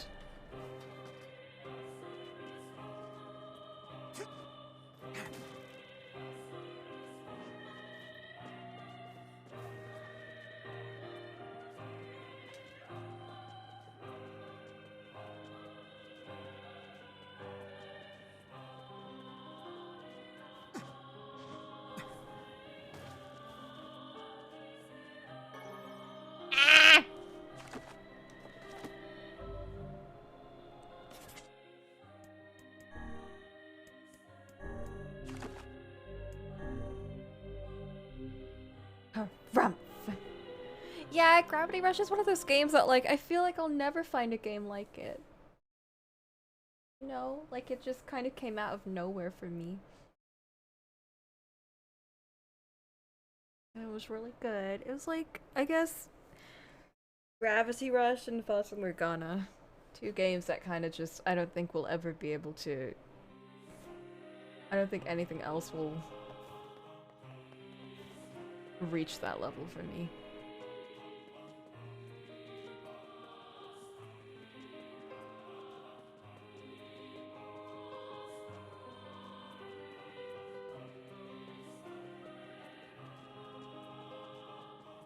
Not that I can't enjoy things after that, it's just, you know, now there's a standard. Now I have a very particular set of things that I really like, and I know I really like now, and I'm like, God, I really hope something can include things that I really enjoy again, that make me feel super emotional, but also really have fun, and etc, etc. Especially with, like, those particular characters. Like, man, I'm never gonna find a cat again.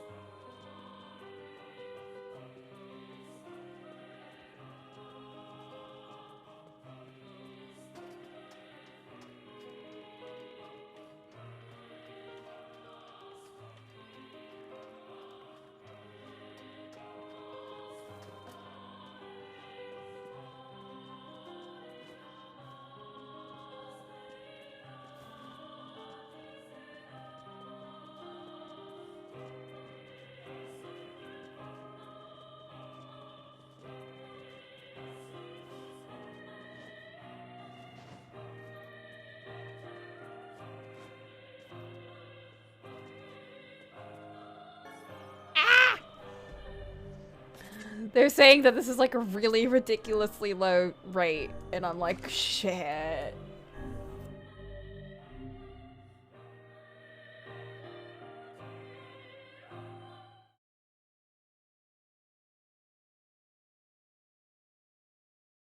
And like this is the only time we can do it because this is the quest. This is the Eri quest. If we can't get it within like 30 minutes, then I'll stop the stream and I'll grind that out over the week.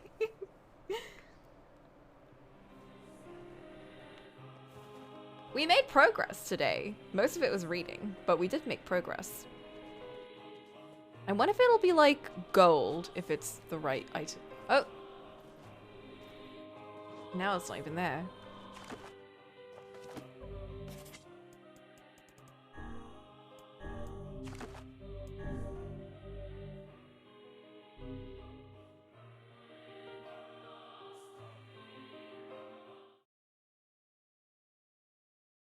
I want to draw, but it's so hot and I don't feel like drawing. I'm trying so hard to draw on CSP as well, but CSP is so weird feeling. Like, it feels good to draw, but it's just, I'm missing that one crucial thing. And also I don't have gradient maps. And that's really messing with me. I need to figure out how to get gradient maps back. What? Another reload.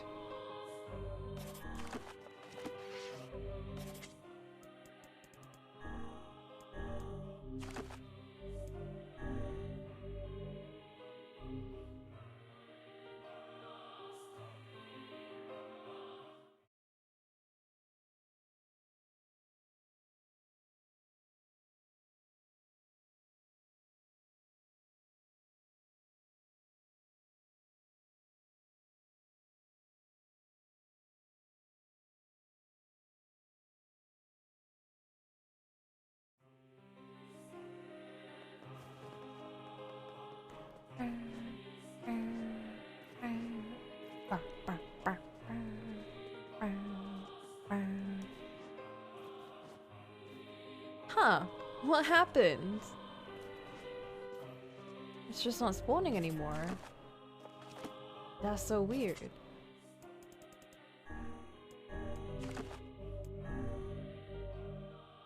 Part of me is just like, y'all wanna just like switch to Harvest Moon? Cause I kinda wanna play some Harvest Moon.